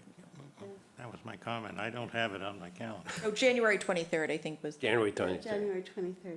So we just want to get a sense of the board. Can we continue meeting at 4 to continue with our long-range planning discussions? I think what happened tonight with West Chatham is going to need a little more work before we get to that final draft. I'm gonna say, I won't be here the 23rd. Well, I won't say I won't, but I don't think I'm gonna be here the 23rd. But I will, As a Oh. general rule, though, can we, as possible, when we need to include long-range planning, are you in agreement with continuing to meet at 4 yeah, o'clock? it doesn't matter to me. Okay. But 4 is good. I thought you were retiring anyway. Yeah, and Warren, is 4 good? Yes, and I'm good with 4. Okay. So good, so as a general rule, we can do that, to continue with long-range planning, and then now what we would need is a motion to approve the schedule for Just with the 2023. change that will change the regular meeting time to 4 o'clock. I Right, make that motion. and is there a Second. second? All right, Bob Wirtschafter, Bob Wirtz to approve. Art Spru, Art Sprue, approve. Warren Chain, Warren Chain approved. Bob Dubus. Bob Dubit's gonna have to approve. Okay, this is Catherine Halpern, I also approve. So before we move to adjournment, I'm just going to see if there's any other public comment on any agenda items. I don't see any public connected. So that being said, Can we get the guys back at Eastward Ho? I forgot that we want them to do a site visit. Yeah. A little site visit. Well, you need some golf balls? that's true. All right, Bob Dubus, move to adjourn. May I have a second to that motion? Art Spruce, second. All right, Bob Dubus, Bob Dubus, approve. Warren Chain, Warren Chain approved. Art Spru, Art Spru, approve. Bob Wirtschafter. Bob Wirtschafter This is approved. Catherine Halpern. I also approve that we adjourn. Let's note the time as 7:21 in the evening. And thank you, everybody, for your participation. And we need a signature, too. We got it, sign.